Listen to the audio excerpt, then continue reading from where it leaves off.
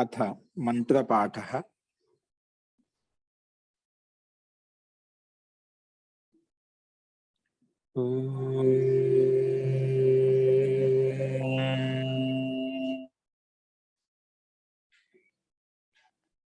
सहनाववतु सहनौ भुनक्तु सह वीर्यं करवावहै तेजस्विनावधीतमस्तु मा विद्विषावहै। ओम शांति शांति शांति।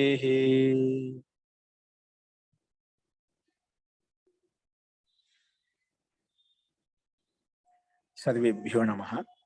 अंदरिकी नमस्कारम अंडी। నిన్న చెప్పిన పాఠంలో ఎవరికైనా సందేహాలు ఉన్నాయండి?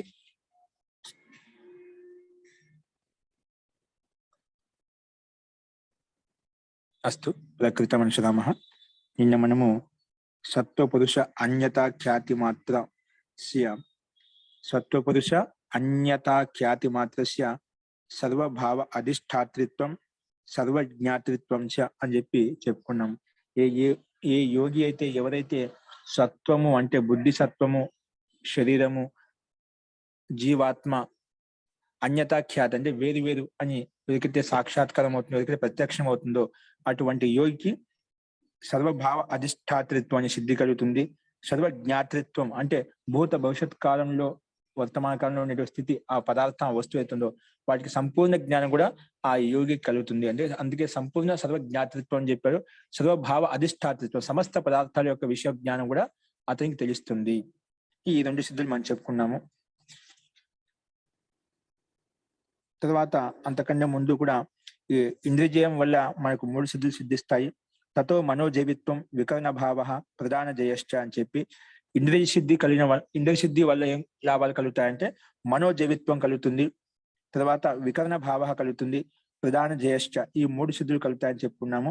ఈ 3 గురించి మనం వ్యాఖ్యానం చేసుకున్నాం. ఈ రకంగా అన్యతా ఖ్యాతి కలిగినప్పుడు ఇక్కడ 3 సిద్ధులు చూస్తున్నాము. సర్వభావ అధిష్టాతృత్వం కలుగుతుంది, సర్వజ్ఞాతృత్వం చ ఈ 2 సిద్ధులు వస్తాయి. తర్వాత ఇంద్రియజయం వల్ల మనోజైవిత్వం వస్తుంది, వికరణ భావం వస్తుంది, ప్రధాన జయం అతనికి కలుగుతుంది అని చెప్పి, అంటే ప్రధాన జయం అంటే ప్రకృతి యొక్క పూర్తిగా అధికారం వస్తుందని చెప్పి నిన్న మనం చూసాము. ఇప్పుడు అదే క్రమంలో నెక్స్ట్ ఇలా కావడం వల్ల ఇప్పుడు స్థితి సంపాదించినప్పుడు, ఇటువంటి ఐశ్వర్యం సిద్ధి కలిగినప్పుడు యోగికి ఇంకా ఎటువంటి స్థితి కలుగుతుంది అనే విషయాన్ని ఇక్కడ మనం 50వ సూత్రంలో చూస్తున్నామండి. చూడండి, తద్వైరాగ్యాదపి దోష బీజక్షయ కైవల్యం. ఇప్పుడు మనకి ఇవన్నీ ఐశ్వర్యాలు కలుగుతున్నాయి, ఇటువంటి విశిష్టమైనటువంటి ప్రజ్ఞా వివేకం కలుగుతుంది. కానీ దాని పట్ల వైరాగ్యం కలిగినప్పుడే మనకు వైరాగ్యం కలుగుతుంది అని చెప్పి ఇక్కడ చెప్తున్నారు. చూడండి, స్లైడ్ మీద చూసుకోండి. తద్వైరాగ్యాదపి దోష బీజక్షయ కైవల్యం అని చెప్పి ఇక్కడ చెప్పారు. చూడండి,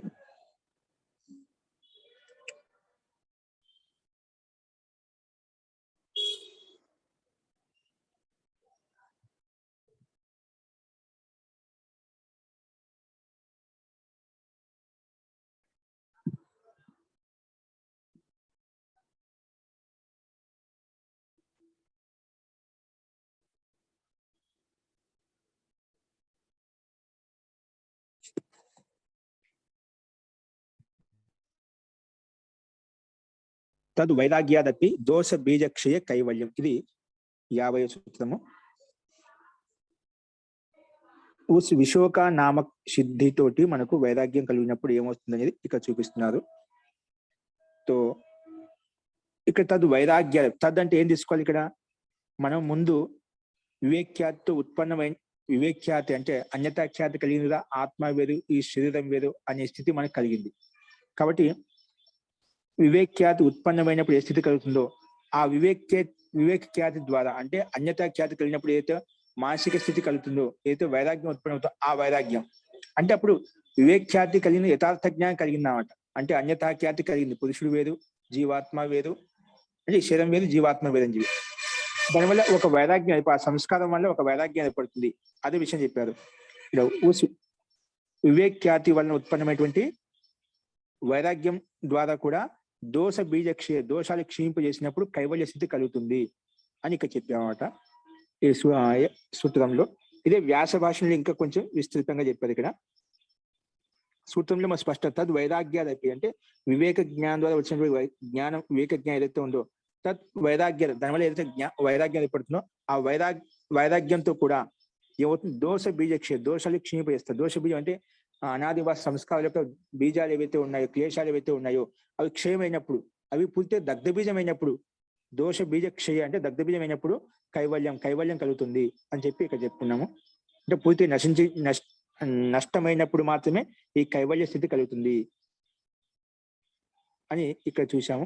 ఇక్కడ విశోక నాంశ సిద్ధి విశోక నామని ఒకసారి మనం ముందు చెప్పుకున్నామండి. ఎక్కడ చెప్పుకున్నాం? ఇక్కడ మనకు ఎప్పుడైతే సర్వభావ అధిష్టాతృత్వం సిద్ధి కలుగుతుంది సర్వ జ్ఞాతృత్వం సిద్ధి కలుగుతుంది చెప్పాం కదా. ఆ రెండిటికే ఏషా విశోక నామ సిద్ధి యాం ప్రాప్య యోగి సర్వజ్ఞ క్షీణ క్లేశ బంధనో వశీ విహరతి. అంటే సర్వభావ అధిష్టాతృత్వం సర్వజ్ఞాతృత్వం కలిగినటువంటి సిద్ధయోగి ఎవరైతే ఉన్నారో ఆ సిద్ధిని పొందినటువంటి యోగికి విశోకనామ సిద్ధి అని చెప్పి చెప్పారట. ఏ సిద్ధి? ఈ రెండు ఎప్పుడైతే కలుగుతాయో విశోకనామ సిద్ధి అంటాం. ఆ సిద్ధి అనమాట. విశోకనామ సిద్ధి చేత ఏదైతే వైరాగ్యం ఏర్పడుతుందో ఆ వైరాగ్యం ద్వారా ఏమవుతుంది దోషాలు పూర్తి దగ్ధబీజం అవుతాయి. అలా దగ్ధబీజం అయినప్పుడు ఈ కైవల్య స్థితి కలుగుతుంది అని చెప్పి చెప్తున్నాం. ఇక్కడ విశోకాంతిక తాత్పర్యము సర్వభావ అధిష్టాతృత్వం సర్వజ్ఞాతృత్వం ఈ యొక్క సిద్ధి కలిగినప్పుడు దానికి రెండింటికి విశోక సిద్ధి అని చెప్పి పేరు పెట్టాం. ఆ సిద్ధి వలన వైరాగ్యం అయితే ఏర్పడుతుందో ఆ వైరాగ్యం ద్వారా వ్యక్తికి క్లేశాలు పూర్తిగా దగ్ధబీజం చేయబడతాయి. అప్పుడు కైవల్య స్థితి అతనికి కలుగుతుంది అని చెప్పి ఇక్కడ సూత్రంలో చెప్పుకుంటున్నాం. ఇదే విషయాన్ని వ్యాస భాషలో చూడండి. యదా అస్య ఏవం భవతి క్లేశ కర్మ క్షయే సత్వస్య అయం వివేక ప్రత్యయో ధర్మః. యదా అస్య ఏవం భవతి యదా అస్య ఏవం భవతి క్లేశ కర్మ క్షయే సత్వస్య అయం వివేక ప్రత్యయో ధర్మః. ఎప్పుడైతే అస్య ఏవం భవతి యదా అంటే ఎప్పుడైతే అస్య ఏవం భవతి ఎప్పుడు ఈ విశోకనామక సిద్ధి కలిగినప్పుడు ఏవం భవతి క్లేశ కర్మక్షయ అంటే క్లేశాలు కర్మలు నష్టం అయిపోతాయి. క్లేశ అంటే పంచక్లేశాలు అయితే అవిద్య అస్మిత రాగద్వేష అభినివేశాలు. క్లేశ కర్మక్షయే సత్వస్య అయం వివేక ప్రత్యయో ధర్మ. అప్పుడు ఈ క్లేశాలు తొలగిపోయినప్పుడు ఏమవుతుంది? అవిద్య అస్మిత రాగద్వేష అభినివేశాలు తొలగిపోయినప్పుడు అవుతుంది సత్వస్య అయం వివేక ప్రత్యయ ధర్మ. అప్పుడు సత్వగుణం ప్రధానం అవుతుంది, సత్వగుణం ఉత్పన్నం అవుతుంది అన్నమాట. అందుకే సత్వస్య అయం వివేక ప్రత్యయ వివేక జ్ఞానం అనేది ధర్మ, అది ధర్మము. అంటే ఆ వివేక క్లేశాలు తొలగించడం వివేక సత్వగుణం ప్రధానం అవుతుంది, వివేక జ్ఞానం ఉత్పన్నం అవుతుంది. కాబట్టి అది వివేక ప్రత్యయ ధర్మ, ఇది ఒక ధర్మమే. సత్వం చ హేయపక్షే న్యస్తం. కానీ ఇది కూడా గుణాలతోటి ఉత్పన్నం ఎందుకంటే పంచభూతాలు ఉన్న గుణాలతోటి ఉత్పన్నం ఎందుకంటే సత్వగుణం అంటే ప్రకృతి యొక్క అంశం. ఇది సత్వగుణ ప్రధానమైనటువంటి వివేక జ్ఞానం కాబట్టి అది కూడా ఏం చెప్పాము? సత్వం చ హేయ పక్షే న్యస్తం. కానీ సత్వగుణంతో ఉత్పన్నమైన బుద్ధి ఏదైతే ఉందో ఆ ప్రకాశం ఏదైతే ఉందో అది కూడా హేయ పక్షే న్యస్తం. అంటే అది కూడా తొలగించుకోవాలి, అది కూడా హేయ పక్షం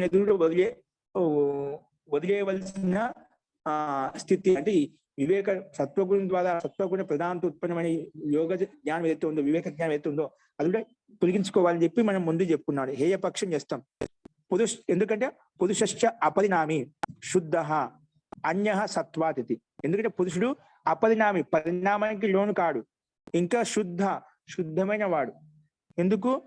అన్య సత్వాతిథి అంటే అన్య సత్వగుణం కంటే ఈ పృథక్. అంటే సత్వం అంటే బుద్ధి చిత్తం అహంకారం ఇవన్నీ ఉన్నాయి కదా.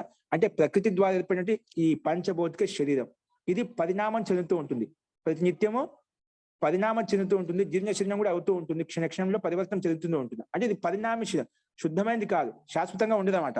కానీ పురుష జీవాత్మ ఎలా? పురుషశ్చ అపరిణామి పరిణామానికి లోను కాదు, శుద్ధంగా ఉంటుంది. ఏదాంతో పోలుస్తున్నాడు? అన్య సత్వగుణంకి పోల్చుకొని చూస్తున్నా ఇది శుద్ధమైంది, అపరిణామిని, పరివర్తన చెందదు. కానీ ఈ శరీరం అనేది మనసు అనేది బుద్ధి అనేది విని పరివర్తనశీల ధర్మంతో కూడుకొని ఉన్నవి. గుణాతీతమైనటువంటి అంటే గుణాలు ఎప్పుడు కూడా ఒకే ధర్మంలో ఉండవు, ఈ గుణాలు మారుతూ ఉంటాయి. కాబట్టి ఈ వివేక ప్రత్యయం కూడా ఏంటి ధర్మమా, సత్వం చే హేయ పక్షిని చేస్తామని చెప్పామట. అందుకే సత్వగుణంతో ఉత్పన్న జ్ఞానం ఏదైతే ఉందో అది కూడా హేయ పక్షిని పెట్టాము. అంటే అది కూడా వదిలించుకోవాలి. ఎందుకంటే ఈ ఆత్మ దృష్టిలో పోల్చుకునిస్తే అది శాశ్వతమైనది కాదు, నిత్యమైనది కాదు, శుద్ధమైనది కాదు. కాబట్టి పురుషష్ట అపరిణామిని శుద్ధ అన్య సత్వగుణం కంటే, సత్వబుద్ధి కంటే ఇది భిన్నమైంది, శుద్ధమైంది అని చెప్పి చెప్పుకున్నాము. ఏవం అస్య తతో విరజ్యమానస్య యాని క్లేశ బీజాని దగ్ధశాలి బీజ కల్పాని అప్రసవ సమర్థాని తాని సహ మనసా ప్రత్యస్తం గచ్చంతి. ఏవం అస్య తతో విరజ్యమానసే అంటే ఈ రకంగా, ఈ విధంగా తతో విరజ్యమానసే, ఈ విధంగా విరక్తి చెందుతూ, ఈ రకంగా ఏంటివి అంటే ఈ సత్వము ఇది కూడా హేయ పక్షిని పెట్టాం కదా, ఆ రకంగా వైరాగ్యాన్ని పొందుతూ విరజ్యమానస విరక్తి పొందుతూ, ఏమో అస్య తతో అంటే వాటితో సత్వగుణంతో విరక్తి పొందుతూ. సత్వగుణం ప్రకాశవంతమైందే, అది సాత్విక స్థితి తీసుకొస్తుంది. అది కూడా అది బుద్ధితో యుక్తమైంది కాబట్టి, సత్వగుణంతో యుక్తమైంది కాబట్టి, క్లేశాలతో ఉంటుంది కాబట్టి, సంభావన ఉంటుంది కాబట్టి అది హేయ పక్షిని పెట్టాడు. అంటే సత్వగుణం, బుద్ధి సత్వము ఆత్మని ఎంతవరకు అంటి పెట్టుకుని ఉంటుందో అంతవరకు క్లేశాలు, ఏదో ఒకటి సూక్ష్మ క్లేశాలు ఉంటాయి. వాటిని పూర్తి దగ్ధభేదం చేసుకునే వరకు మనకు అది భయంగానే ఉంటుంది అన్నమాట. అందుకే ఏం తతో విరజ్యమానస్య సత్వగుణం ద్వారా ఉత్పన్న వివేక జ్ఞాతుడ విరక్తి పొందుతూ విరజ్యమానస్య యాని క్లేశ బీజాన్ని, ఏవైతే క్లేశాలు ఉన్నాయో, క్లేశ బీజాలు ఉన్నాయో, ఇంకా సంస్కారం లోపల అనాదివాస సంస్కారాలు ఉన్నాయో, యాని క్లేశ బీజాన్ని దగ్ధశాలి బీజ కల్పాని అంటే వాడిని పూర్తి దగ్ధభేదం చేయాలి. దగ్ధశాలి బీజ కల్పాని అంటే దగ్ధభేదం చేయాలంట. ఏవైతే ఇంకా అనాదివాసన సంస్కార క్లేశాలు ఏవైతే ఉన్నాయో, దుఃఖాలు ఏవైతే ఉన్నాయో, వాసనలు ఏవైతే ఉన్నాయో వాటిని పూర్తిగా దగ్ధభేదం చేయాలి. అప్పుడు చేసినప్పుడు ఆ ప్రసవ సమర్థాన్ని, అవి ఉత్పత్తి సమర్థం కాలేవు. అంటే మళ్ళీ ఏమైనా ఆలంబన వచ్చినా కూడా అవి విషయాన్ని ఉత్పత్తితం చేయలేవు. ఈ రకంగా అయితే ఒక విత్తనాన్ని అది దగ్ధభేదం చేసినప్పుడు, అంటే దాన్ని వేయించినప్పుడు ఏదో మొలకెత్తే సామర్థ్యం లేకుండా పోతుందో, అలాగా మనలో ఉండే సంస్కారాలు కూడా, ఏవైతే అనాదివాస సంస్కారాలు ఏవైతే ఉన్నాయి వాటిని దగ్ధభేదం చేసినప్పుడు ఏదైనా విషయాలంబన వచ్చినప్పుడు కూడా ఆ సంస్కారం ఉద్భుతం కాదు, జాగృతం కాదు. ఎందుకంటే నష్టం అయిపోయింది. అది ఆలంబన వచ్చినా కూడా దాంట్లో సామర్థ్యం లేదు. అందుకే ఆ ప్రసవ సమర్థాన్ని తాని సహ మనసా ప్రత్యస్తం గచ్చంతి. ఇవి ఆ మనసుతోటే ప్రత్యక్షం దగ్ధభేదం చేసినప్పుడు ఏమవుతుంది, అవి మనసుతోనే ప్రత్యస్తం గచ్చింది అంటే తన ప్రకృతిలో విలీనం అయిపోతాయి. అంటే పురుషుడు యొక్క ప్రయోజనాన్ని సిద్ధింపజేసినప్పుడు, మోక్షాన్ని సిద్ధింపజేసినప్పుడు అవి మనసా సహా ప్రత్యస్తం గచ్చింది, మనసుతోటే విలీనం అయిపోతాయి. ఏవి ఈ దగ్ధభేద క్లేశాలు ఏవైతే ఉన్నాయో, మనము మళ్ళీ అనాదివాస సంస్కారాలు ఏవైతే దగ్ధభేదం చేసినామో అవి కూడా నష్టమైపోతాయి. అంటే ప్రకృతితోటే అంతమైపోతాయి. ప్రకృతి అనేది, ఆ మనసు అనేది ప్రకృతితో ఉత్పన్నమైంది కదా, ఆ మనసు అనేది చరితార్థం చేసిన తర్వాత, పురుషుడు యొక్క ప్రయోజనం సిద్ధింపజేసిన తర్వాత తన ప్రకృతిలో విలీనం అయిపోతుంది. ప్రకృతిలో విలీనమయ్యేటప్పుడే ఈ క్లేశాలు ఏవైతే ఉన్నాయో, దగ్ధభేదం చేసిన క్లేశాలు అవి కూడా ఆ ప్రకృతిలో విలీనం అయిపోతాయి. కాబట్టి ఈ రకంగా మనసా సహా ప్రత్యస్తంగా మనసుతోటే అవి అస్తమైపోతాయి, అంటే ప్రకృతిలో విలీనం అయిపోతాయి. తేషు ప్రలీనేషు పురుష పునరిదం తాపత్రయం నా భుంక్తే. ఈ రకంగా ఈ క్లేశాలను ప్రలీనేషు పురుష పునరిదం తాపత్రయం నా భుంక్తే అంటే ఈ రకంగా చిత్తం అనేది క్లేశాన్ని తన ప్రకృతిలో విలీనమైనప్పుడు ఏమవుతుందట, అంటే ప్రవిలీనం చేసినప్పుడు, అంటే ప్రకృతిలో విలీనం చేసినప్పుడు చిత్తాన్ని ఇంకా ప్రకృతి యొక్క ధర్మాలు ఏవైతే ఉన్నాయో అవన్నీ తన చరితార్థం అయిపోయిన తర్వాత ప్రకృతి విలీనమైనప్పుడు పురుష పునరిదం తాపత్రయం నా భుంక్తే. అప్పుడు పురుషుడు ఈ తాపత్రయాన్ని అనుభవించడంట. తాపత్రయం ఉత్పన్నం కాదు, అంటే అనుభూతి కలగదు, అంటే అనుభవించడు. తాపత్రయం అంటే ఏమిటి, పరిణామ దుఃఖము, తాప దుఃఖము, గుణవృత్తి గుణ దుఃఖాలు చెప్పుకున్నాం కదా. పరిణామ, తాప, సంస్కార, గుణవృత్తి, విరోధాచ, ఈ 4 దుఃఖాలు చెప్పినాం. ఇవి తాప దుఃఖాలు అనమాట. ఈ తాప దుఃఖాలు అనేటివి ఆ యోగికి మళ్ళా బాధించవు, ఇబ్బంది పెట్టవు. ఎందుకంటే చిత్తం ఉన్నంతసేపే ఈ తాప దుఃఖాలు మనకు పరిణామ దుఃఖము, తాప దుఃఖము, గుణవృత్తి దుఃఖము ఇవన్నీ మనకు బాధను కలిగించేవి, బాధను ఉపస్థితం చేసేటివి. అవి ప్రకృతిలో విలీనం చేసినప్పుడు అవి ఎటువంటి ఆటంకాన్ని, ఎటువంటి ఇబ్బందిని కలిగించవు. కాబట్టి అందుకే తాపత్రయం నా భుంక్తే, తాపత్రయాన్ని అనుభవించడు, తాపత్రయం ఇబ్బంది పెట్టదు అని చెప్పి. అందుకే తేషు ప్రలీనేషు పురుష పునరిదం, ఆ పురుషుడు అంటే జీవాత్మ పునరిదం మళ్ళీ తాపత్రయాన్ని అనుభవించడు. కాబట్టి ఈ రకంగా చెప్పుకున్నది ఇక్కడ. ఎప్పుడు ప్రకృతి విలీనం అయినప్పుడు ఈ దుఃఖాలు ఎటువంటివి ఆటంకం కలిగించమని చెప్పుకున్నాం. తర్వాత చెప్పారు తద్ ఏతేషాం గుణానాం మనసి, తద్ ఏతేషాం గుణాలు సత్వగుణం, రజోగుణం, తమగుణం, ఈ గుణాలు ఉంటాయంట. దగ్ధబీజం అయిపోయిన తర్వాత ఉంటాయి. దగ్ధబీజం కాలంసేపు ఈ గుణాలు ఉంటాయంట. తేషాం తద్ ఏతేషాం గుణానం మనసి కర్మ క్లేశ విపాక స్వరూపేణ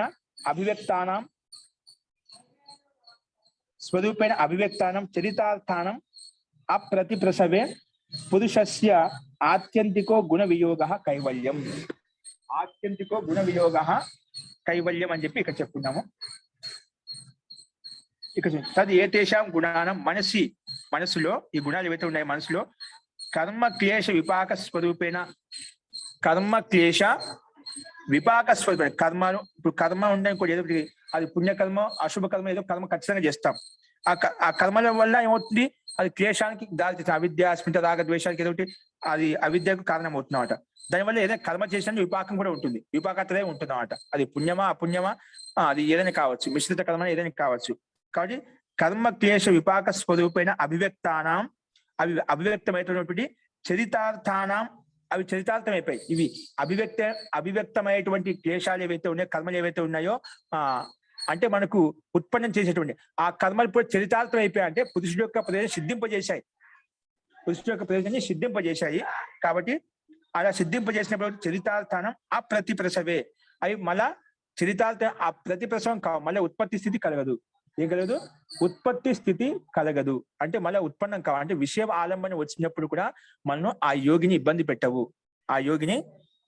అన్నమాట. అందుకే పురుషస్య ఆత్యంతికో గుణ వియోగ కైవల్యం. అప్పుడు ఏమవుతుంది, అవి ప్రకృతి విలీనం కావడం వలన అవి ఆ అత్యంత వియోగమైనది. అంటే పురుషుడికి అంటే జీవాత్మకి ఈ గుణాలతోటి అంటే సత్వగుణం, రజోగుణం, తమ గుణాలతో ఉత్పన్నమైనటువంటి ఏవైతే బుద్ధిసత్వం ఉందో అది అత్యంత వియోగం చెందుతుంది. ఎందుకంటే చరితార్థం అయిపోయింది కదా. పురుషుడికి మోక్షాన్ని అందజేసి ఆ పరమాత్మ విలీనం చేసి అది చరితార్థం అయిపోయిన తర్వాత ప్రకృతిలో విలీనం అయిపోతుంది. అంటే జీవాత్మతో అంతి పెట్టుకుండదు. ఈ సూక్ష్మ శరీరం అనేది అది పూర్తిగా విలీనం అయిపోతుంది. అంటే ప్రకృతిలో విలీనం అయిపోతుంది. ఈ సూక్ష్మ శరీరం అంతా కూడా ప్రకృతితో ఉత్పన్నమైందన్నమాట. అది కర్మలు ఉన్నంతసేపు, క్లేశాలు ఉన్నంతసేపు, వాసనలు ఉన్నంతసేపు ఇది జీవాత్మతో అంటి పెట్టుకుంటుంది. ఎప్పుడైతే ఈ సూక్ష్మం యొక్క ప్రయోజనం పురుషుడికి సిద్ధింపజేసిందో అది వెంటనే ప్రకృతి విలీనం అయిపోతుంది. కాబట్టి అప్పుడు ఆత్యంత గుణ వియోగ అనేది కలుగుతుంది. అంటే గుణ వియోగం అంటే గుణాలతోటి సంబంధం తెగిపోతుంది. అంటే ప్రకృతి విలీనం కావడం వల్ల అప్పుడు ఆ స్థితిలో కైవల్య స్థితి కలుగుతుంది, కేవలీ భావం కలుగుతుంది. దాన్ని కైవల్యం అంటాం. ఎప్పుడైతే ఈ చిత్తం అనేది ప్రకృతి విలీనమైనప్పుడు కేవలీ భావం అంటే పురుషుడు తన స్వరూపంలో విలీనమైపోతాడు. దాన్ని కేవలస్య భావ కైవల్యం అంటాం. అందుకే కేవలస్య భావ కైవల్యం అంటాం. అంటే ఆ కైవల్య స్థితిలో తన స్వరూపంలో లీనమై ఉంటాడు. దాన్ని మోక్ష స్థితి అంటాము. అంటే శరీరరహితంగా అయిపోయి తన ఆనంద స్వరూపంలో లీనమవుతాడు. పరమాత్మ యొక్క స్వరూపంలో, పరమాత్మ యొక్క ఆనందంలో మగ్నం అయిపోతాడు అని ఇక్కడ తాత్పర్యం. అంటే గుణ వియోగం కలుగుతుంది. అంటే ఈ సత్వగుణం, రజోగుణం, తమ గుణాల యొక్క వియోగంతో దూరం అయిపోతాడు. అంటే కైవల్య స్థితిని పొందగలుగుతాడు. తదా స్వరూప ప్రతిష్ట చితిశక్తిరేవ పురుష ఇది. అప్పుడు ఏమవుతుంది, స్వరూప ప్రతిష్ట చితిశక్తిరేవ పురుష ఇది. అందుకే అప్పుడు ఆ స్థితిలో ఆ కైవల్య స్థితి వియోగం చెందినప్పుడు మన చిత్తాన్ని ప్రక్రియ విలీనం చేసినప్పుడు తదా స్వరూప ప్రతిష్ట, తన స్వరూపంలో ప్రతిష్ఠిత అవుతాడు. అంటే చితిశక్తిరేవ పురుష. అప్పుడు చితిశక్తి ఏదైతే ఉందో అంటే చైతన్య శక్తి స్వరూపం ఏదైతే ఉందో తన స్వరూపంలో ఆనంద మగ్నంలో ఉంటాడు. కాబట్టి మనం ఇంతకుముందు చెప్పిన స్టార్టింగ్ లో తదా ద్రష్టు స్వరూపే అవస్థానం. ఆ స్థితిలో ఈ యోగం అంటే ఏమిటి, చిత్తంలో ఉన్నటువంటి వృత్తిని పూర్తిగా నిరోధించినప్పుడు ఆ చిత్తం ఎక్కడ ఉంటుంది అంటే తన జీవాత్మ పరమాత్మ లీనం ఉంటుంది. అవి జీవాత్మ పరమాత్మ పరమాత్మ లీనమైనప్పుడు పూర్తిగా ఆ పరమాత్మలో ఓతప్రోతమై ఉంటుంది. అంటే తదా ద్రష్టు స్వరూపే అవస్థానం, తన స్వరూపంలో లీనమవుతుంది. చిత్తం ఎక్కడవుతుంది, తన స్వరూపంలో విలీనమైపోతుంది. అంటే ఆ పరమాత్మలో లీనమైపు చిత్తం కూడా ప్రకృతిలో విలీనమైపోతుంది. ఆ జీవాత్మ కూడా తన ఆత్మస్వరూపంలో ఆనంద మగ్నంలో ఉంటుంది. కాబట్టి అప్పుడు ఎలా ఉంటుంది, తన స్వరూపంలో ప్రతిష్ఠితం అవుతుంది. చితిశక్తిరేవ పురుష. ఆ చితిశక్తి యొక్క చైతన్య స్వరూపం ఏదైతే ఉందో అది తన ఆధీనంలో ఉంటుంది, తన ఆత్మ ఆనందంలో ఉంటుందని చెప్పి ఇక్కడ చెప్పుకున్నామండి. అస్తు. గుణాలకు అత్యంత వియోగం చెందినప్పుడే కైవల్య స్థితి కలుగుతుంది. గుణాలు అంటే ఏమిటి, ప్రకృతితో ఉత్పన్నమైనటువంటి సత్వగుణం, రజోగుణం, తమ గుణాలతో ఉత్పన్నమైనటువంటి పంచభౌతిక యొక్క స్థితి ద్వారా మనకు ఏదైతే చిత్తం ఏర్పడిందో ఆ చిత్తం అంటే సూక్ష్మ శరీరం. సూక్ష్మ శరీరం అది ప్రకృతిలో విలీనమైనప్పుడు కైవల్య స్థితి కలుగుతుంది. ఆ కైవల్య స్థితిలో జీవాత్మ తన ఆత్మ స్వరూపంలో ప్రతిష్ఠితమై ఆనంద అనుభూతిని పొందుతూ ఉంటుంది అని చెప్పుకున్నాం ఇక్కడ. ఇక్కడ సూక్ష్మ శరీరం అంటే ఏమిటండి? సూక్ష్మ శరీరం అంటే ఏమి తెలుసా? సూక్ష్మ శరీరం అంటే 17 తత్వాలు ఉంటాయి. ఎన్ని ఉంటాయండి? 17 తత్వాలు మనకు ఉంటాయన్నమాట. అంటే పంచ ప్రాణాలు మనం చెప్పిన ప్రాణము, అపానము, వ్యానము, ఉదానము, సమానం అని చెప్పి ఈ 5 ప్రాణాలు. తర్వాత 5 జ్ఞానేంద్రియాలు మనకు ఉన్నాయి కదా. 5 జ్ఞానేంద్రియాలు అంటే కళ్ళు, నేత్రము, చెవులు, ఇవన్నీ కూడా 5 జ్ఞానేంద్రియాలు. 5 సూక్ష్మభూతాలు, శబ్ద, స్పర్శ, రూప, రస, గంధాలు, ఇవి 5 సూక్ష్మభూతాలు. తర్వాత మనసు, బుద్ధి, ఎన్ని మొత్తం 17. ఈ 17 యొక్క తత్వ సముదాయాన్ని మన సూక్ష్మ శరీరం అంటాం. ఏమంటాము? సూక్ష్మ శరీరం అంటే ఏమిటి? పంచ ప్రాణాలు, 5 ప్రాణాలు, 5 జ్ఞానేంద్రియములు, 5 సూక్ష్మభూతాలు, ఈ 15 అయిపోయాయి. తర్వాత మనసు, బుద్ధి, ఈ 2 తత్వాలు అంటాం. మొత్తం ఈ సముదాయాన్ని సూక్ష్మ శరీరం అంటాం. ఈ సూక్ష్మ శరీరం ఎల్లప్పుడూ జీవాత్మను అంటిపెట్టుకొని ఉంటుంది. ఎప్పుడు? పురుషుడికి మోక్షం కలిగేంత వరకు, మనం చనిపోయిన తర్వాత కూడా ఈ సూక్ష్మ శరీరం అనేది ఎప్పుడు ఉంటుంది. 5 ప్రాణాలు ఉంటాయి, పంచ జ్ఞానేంద్రియాలు ఉంటాయి, పంచ సూక్ష్మభూతాలు, ఇవి ఎల్లప్పుడూ ఉంటాయి. మనసు, బుద్ధి, వీటి యొక్క సముదాయం ఏదైతే ఉందో దాన్ని సూక్ష్మ శరీరం అంటాము. ఈ సూక్ష్మ శరీరము పురుషుడికి ప్రయోజనం సిద్ధింపజేసేంత వరకు ఎల్లప్పుడూ జీవాత్మతోనే ఉంటుంది. చనిపోయిన తర్వాత మళ్ళా ఆ సూక్ష్మ శరీరంలో ఉన్నటువంటి కర్మాశయం ఏదైతే ఉందో, పుణ్య కర్మాశయం కావచ్చు, పాప కర్మాశయం కావచ్చు, ఆ కర్మాశయాన్ని బట్టి మళ్ళీ జన్మ కలుగుతూ ఉంటుంది. ఆ జన్మ ఎప్పటి కలుగుతుంది? పురుషుడికి ప్రయోజనం మోక్ష ప్రాప్తి కలిగించేంత వరకు ఇది ఈ సూక్ష్మ శరీరం ఎప్పుడు ఎల్లప్పుడూ ఉంటుంది. అది ప్రకృతిలో విలీనం చేసినప్పుడు, అప్పుడు గుణాలతో అత్యంత వియోగం చెందినప్పుడు అప్పుడు కైవల్య స్థితి కలుగుతుంది అని చెప్పాం. ఆ స్థితిలో తన స్వరూపంలో ప్రతిష్ఠితం అవుతుంది జీవాత్మ అని చెప్పి ఈ స్థితి యొక్క సూత్రం చెప్పుకున్నామండి. అస్తు. ఈ స్థితిలో యొక్క సందేహం ఉందా? ఇందులో యొక్క సందేహం చెప్పండి. మనసుకి బుద్ధికి ఒక్కసారి తేడా చెప్పండి గురుగారు. 17 మనసు, బుద్ధికి తేడా ఒక్కసారి చెప్పండి. మనస్సు అంటే మనసు విషయాలు గ్రహిస్తుందండి. ఇంద్రియం ద్వారా ఏదైతే విషయాన్ని గ్రహిస్తుందో మనసు, ఆ మనసు ద్వారా గ్రహించిన విషయం ఏదైతే ఉందో, ఆ జ్ఞానం ఏదైతే ఉందో, ఆ జ్ఞానం ద్వారా ఒక బుద్ధితత్వం ఏర్పడుతుంది. మనం గ్రహించిన జ్ఞానం ఏదైతే ఉందో, ఆ జ్ఞానం ద్వారా ఒక దాని మీద యథార్థమైన స్థితి నీకు ఆ బుద్ధితత్వం ఏర్పడుతుంది. జ్ఞానం ఎంత జ్ఞానం అయితే ఉంటుందో అంత బుద్ధి ఉంటుంది, నీకు అంత వివేకం ఉంటుంది. మనకు ఆ వస్తువు యొక్క పరిజ్ఞానం లేకుండా, విషయం యొక్క పరిజ్ఞానం లేకుండా మనకు అంత బుద్ధి ఉండదు. ఒక విషయం చదువుకుంటున్నాం, ఎవరిని చదువుకుంటున్నాం, దీని ఒక బుద్ధి ఏర్పడుతుంది. దాని వల్ల మనం 10 మందికి ఎలా కావాలంటే అలా చెప్తామన్నమాట. గ్రహించిన విషయాన్ని, జ్ఞానాన్ని 10 రకాలుగా 10 మందికి పంచి పెడతాం అన్నమాట. అది బుద్ధి. ఇదే ఈ జ్ఞానం ద్వారా ఉత్పన్నమైనటువంటి బుద్ధి అన్నమాట. ఆ తత్వం వేరుగా ఉంటుంది సూక్ష్మంగా. మనసు అంటే ఉంటుంది, విషయాలను ఇంద్రియాలు ఎలా చూపిస్తాయో ఆ విషయాన్ని గ్రహిస్తూ ఉంటుంది అన్నమాట. గ్రహించి అది యథార్థంగా పరిణమించి ఆత్మకు అందజేస్తూ ఉంటుంది. ఆత్మ ద్వారా, ఆత్మ పరిశుద్ధి ద్వారా, ఆత్మ జ్ఞానం ద్వారా ఆ బుద్ధితత్వం ఏర్పడుతూ ఉంటుంది. అది ఆ మనసు ఏదైనా గ్రహించవచ్చు, చెడు గ్రహించవచ్చు, మంచిని గ్రహించవచ్చు. దానికి అనుకూలంగా అది బుద్ధి ఏర్పడుతూ ఉంటుంది అన్నమాట. అర్థమైందండి? మనం గ్రహించే విషయం ద్వారా, జ్ఞానం ద్వారా బుద్ధితత్వం ఏర్పడుతుంది. అందుకే చాలా మంది చదువుకునే వాళ్ళకు అంత బయట లోక వ్యవహారంలో, బయట విషయాలకు అంత జ్ఞానం ఉండదు. ఎందుకంటే ఆ విషయంలో జ్ఞానం లేదు. జ్ఞానం ఉంటే ఆ బుద్ధి ఉండేది. ఆ జ్ఞానం లేదు కాబట్టి ఆ బుద్ధి కూడా మనకు లేదు. ఇది రెండింటికి తేడా. జ్ఞానం వేరు, బుద్ధి వేరు. జ్ఞానం అంటే విషయ పరిజ్ఞానం. ఆ విషయ పరిజ్ఞానం వల్ల మనకి ఏదైతే దాని వల్ల యథార్థమైన స్థితి, దాని లోక వ్యవహారం ఎలా ఉపయోగించుకోగలుగుతామని అది బుద్ధితత్వం. ఆ బుద్ధి ద్వారా పనిచేసుకుంటా ఉంటాం. ఆ జ్ఞానం ద్వారా చెప్పాం, బుద్ధి ద్వారా పనిచేస్తా ఉంటాం. ఒక విషయం తెలిసింది, దాన్ని ఎలా ఉపయోగించుకోవాలి, అప్పుడు బుద్ధి పనిచేస్తున్నమాట. ఈ విషయం ఇలా ఉంది, ఇలా ఉంది, దీన్ని ఇలా చేసుకోవాలి. అది మనసు ఇంద్రియముల ద్వారా ఏదైతే విషయాన్ని గ్రహిస్తామో అది మనసు సంకేత ఆత్మకు అందజేస్తున్నమాట. ఇంద్రియాలు, మన పంచ జ్ఞానేంద్రియాలు ఆ విషయాన్ని గ్రహించేటప్పుడు, అది కళ్ళు కావచ్చు, ముక్కు కావచ్చు, నాసిక కావచ్చు, ఇంకా శబ్దం కావచ్చు, ఆ విషయాన్ని గ్రహిస్తుంది. గ్రహించి అవన్నీ ఎవరికి అందజేస్తాయి? మనసుకు అందజేస్తాయి. ఆ మనసు ఆత్మకు అందజేస్తుంది. ఆత్మ దాంట్లో నిర్ణయిస్తున్నమాట. ఇంద్రియాల ద్వారా ఏదైతే విషయ జ్ఞానం వచ్చిందో అది ఆస్వాదిస్తుంది, ఆత్మ అనుభూతిని పొందుతుంది. సుఖ దుఃఖం కావచ్చు, సుఖానుభూతి కావచ్చు, దుఃఖానుభూతి కావచ్చు. అది మనసులో నిర్ణయం చేసుకుని మళ్ళీ అదే విషయాన్ని మళ్ళీ ఇంద్రియంలో ప్రేరేపిస్తుంది ఆత్మ. ఆత్మ సరేనండి. సరేనండి. ఆత్మ అనేది ముందు ఇంద్రియాలకు ప్రేరేపిస్తుంది. ఇంద్రియాలు పోయి ఆత్మ మనసుని ప్రేరేపిస్తుంది. మనసు పోయి ఇంద్రియాలను ప్రేరేపిస్తుంది. ఇంద్రియాలు ఆ వస్తువు, బయటి వస్తువు కావచ్చు, ఆంతరిక వస్తువు, దాన్ని అక్కడ పనిచేస్తాయంట. నేను ఒక విషయాన్ని చూడాలనుకుంటున్నాను, ఆ వెంటనే మనసుకు అందజేస్తుంది. మనసు పోయి వెంటనే ఆ ఇంద్రియంలోకి అందజేస్తుంది. అది చక్షురింద్రియమా, శ్రోత్రేంద్రియమా, లేదా జిహ్వాయింద్రియమా, ఏదైనా కావచ్చు. అది ఏ వస్తువు కావాలనుకుంటుందో ఆ ఇంద్రియాన్ని ప్రేరేపిస్తున్నమాట.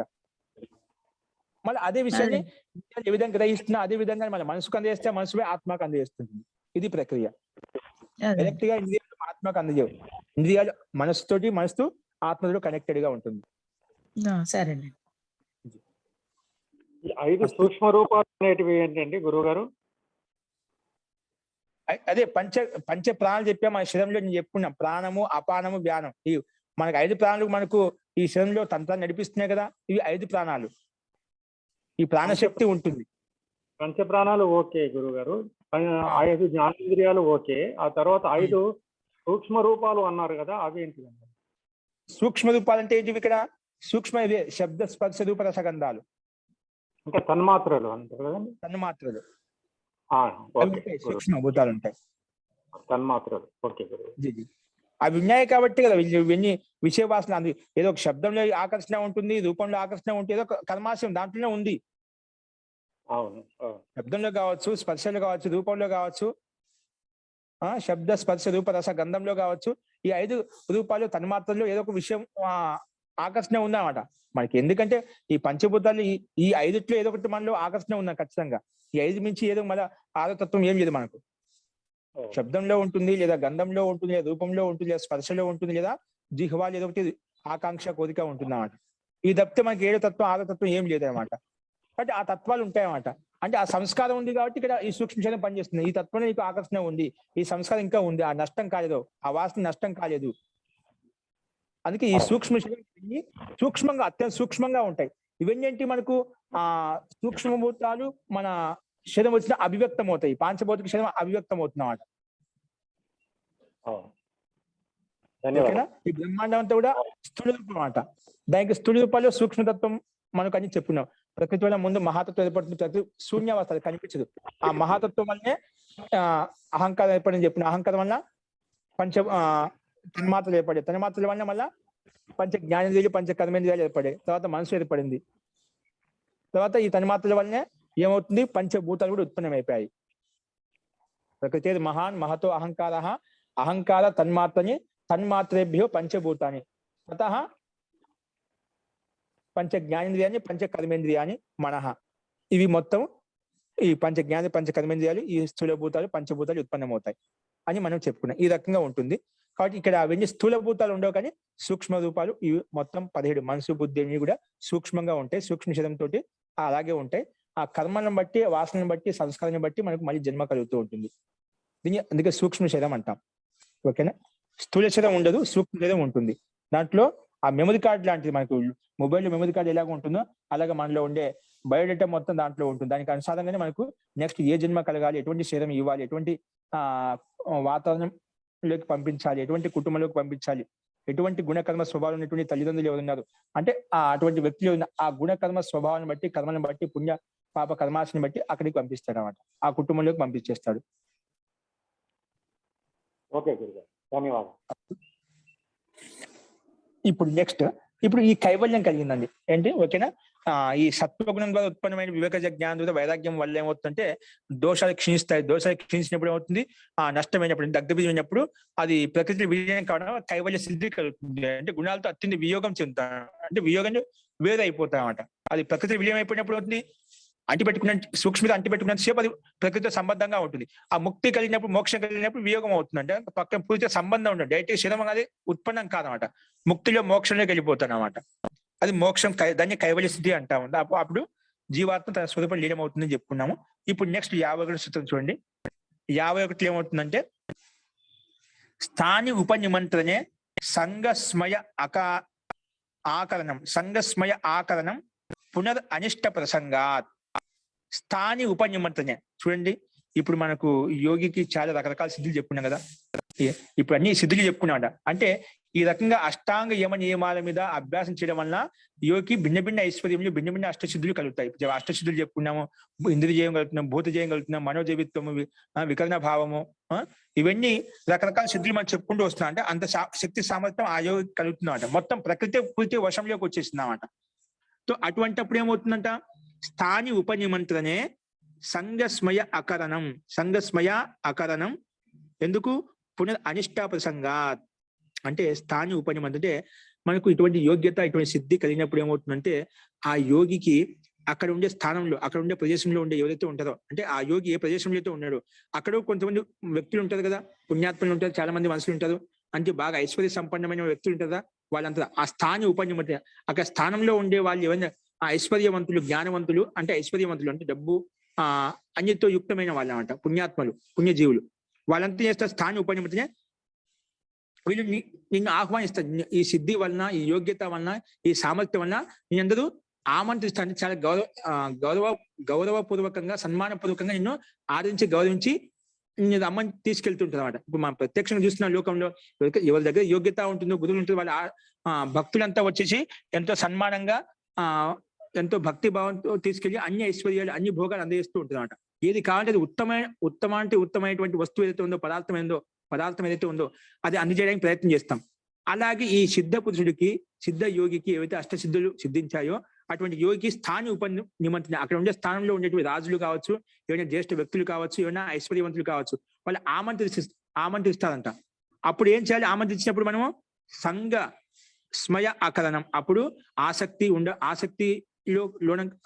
లోను కాకూడదు. సంఘం అంటే అక్కడ సంగతికి లోను కాకూడదు, అంటే ఆసక్తికి లోను కాకూడదు. అంటే ఆ పదార్థాల పట్ల, ఆ విషయ వాసనల పట్ల మనం ఆసక్తి లోను కాకూడదు. ఇంకా స్మయ అకరణం. స్మయ అంటే అభిమానం కూడా పొందకూడదు. నాకు ఇంత సిద్ధి కలిగింది కదా, ఇంత ఐశ్వర్యం వచ్చింది కదా, నన్ను ఇంతమంది ఆహ్వానిస్తున్నారు, పిలుస్తున్నారు, అది అభిమానం కూడా చేయకూడదు అంట.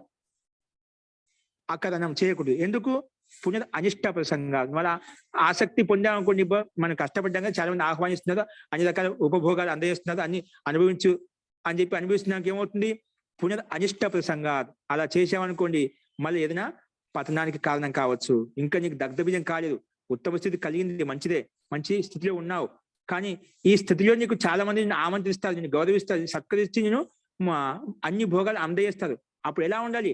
అనాసక్తి పూర్వకంగా ఉండాలి, ఆసక్తి పూర్వకంగా ఉండకూడదు. అదేవిధంగా అభిమానపూర్వకంగా ఉండకూడదు. నాకు ఇంత ఐశ్వర్యం కలిగి పెద్ద వాళ్ళు నా దగ్గరికి వచ్చేస్తున్నాని అభిమాన పడకూడదు. ఆటోమేటిక్ తెలియకుండా వచ్చేస్తుంది. ఎందుకంటే విద్య, సామర్థ్యం అన్ని కలిగినప్పుడు అప్పుడు మన ఇంద్రియాలు నిగ్రహించుకోవాలి. సామర్థ్యం లేనప్పుడు ఎవరైనా నిగ్రహించుకుంటారు. సామర్థ్యం లేనప్పుడు మన శరీరంలో శక్తి, సామర్థ్యం లేదు, అప్పుడు ఏది మనకు అంత ఇంట్రెస్ట్ గా ఉండదు అన్నమాట. ఎందుకు? సామర్థ్యం లేదు కదా. మనకి యోగజ సమాధి ద్వారా మనకు సామర్థ్యం కలిగినప్పుడు అప్పుడు మన ఇంద్రియాన్ని మన ఆధీనంలో ఉంచుకోవాలన్నమాట. అటువంటి అభిమానం ఒక్కోసారి తెలియకుండా వచ్చేస్తాం. మనం సక్రియంగా లేవనుకోండి, అభిమానం వచ్చేస్తుంది, ఆసక్తి వస్తుంది, విషయాల పట్ల ఆకర్షణ కూడా కలుగుతుంది అన్నమాట. ఎందుకంటే జన్మాంతరాల యొక్క అనాది వాసన సంస్కారాలు చాలా ప్రబలంగా ఉన్నాయి. అది ఆలంబన వచ్చిన శక్తి వచ్చేసరికి ఆటోమేటిక్ ఉద్భుతం అవుతుందన్నమాట. కాబట్టి అప్పుడు సంఘ స్మయ అకరణం. సంగతి ఆసక్తి పొందకూడదు, ఆ స్మయ అంటే అభిమానం కూడా చేయకూడదు. ఎందుకు? పునః మళ్ళీ అలా చేసాడు అనిష్ట ప్రసంగం, అనిష్ట దోషం వస్తుంది. మళ్ళా ఈ సంసార బంధంలో ఇరుక్కపోతావు.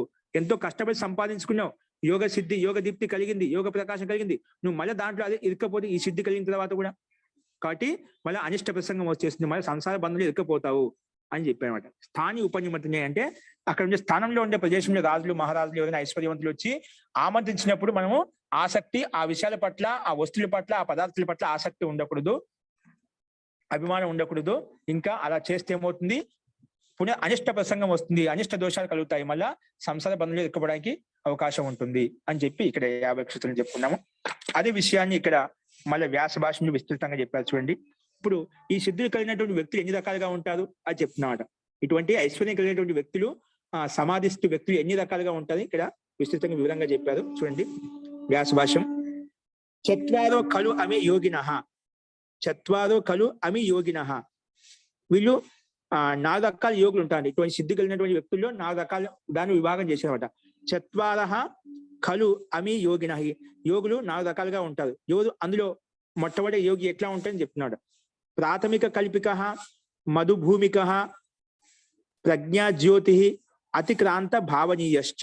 అని ఈ 4 రకాల యోగులు ఉంటారంట. అంటే ఈ ఐశ్వర్యం కలిగినటువంటి వ్యక్తులు, సిద్ధులు కలిగినటువంటి వ్యక్తులను 4 రకాలుగా విభజించారు ఇక్కడ. అందులో మొట్టమొదటి యోగి ఎలా ఉంటాయంట?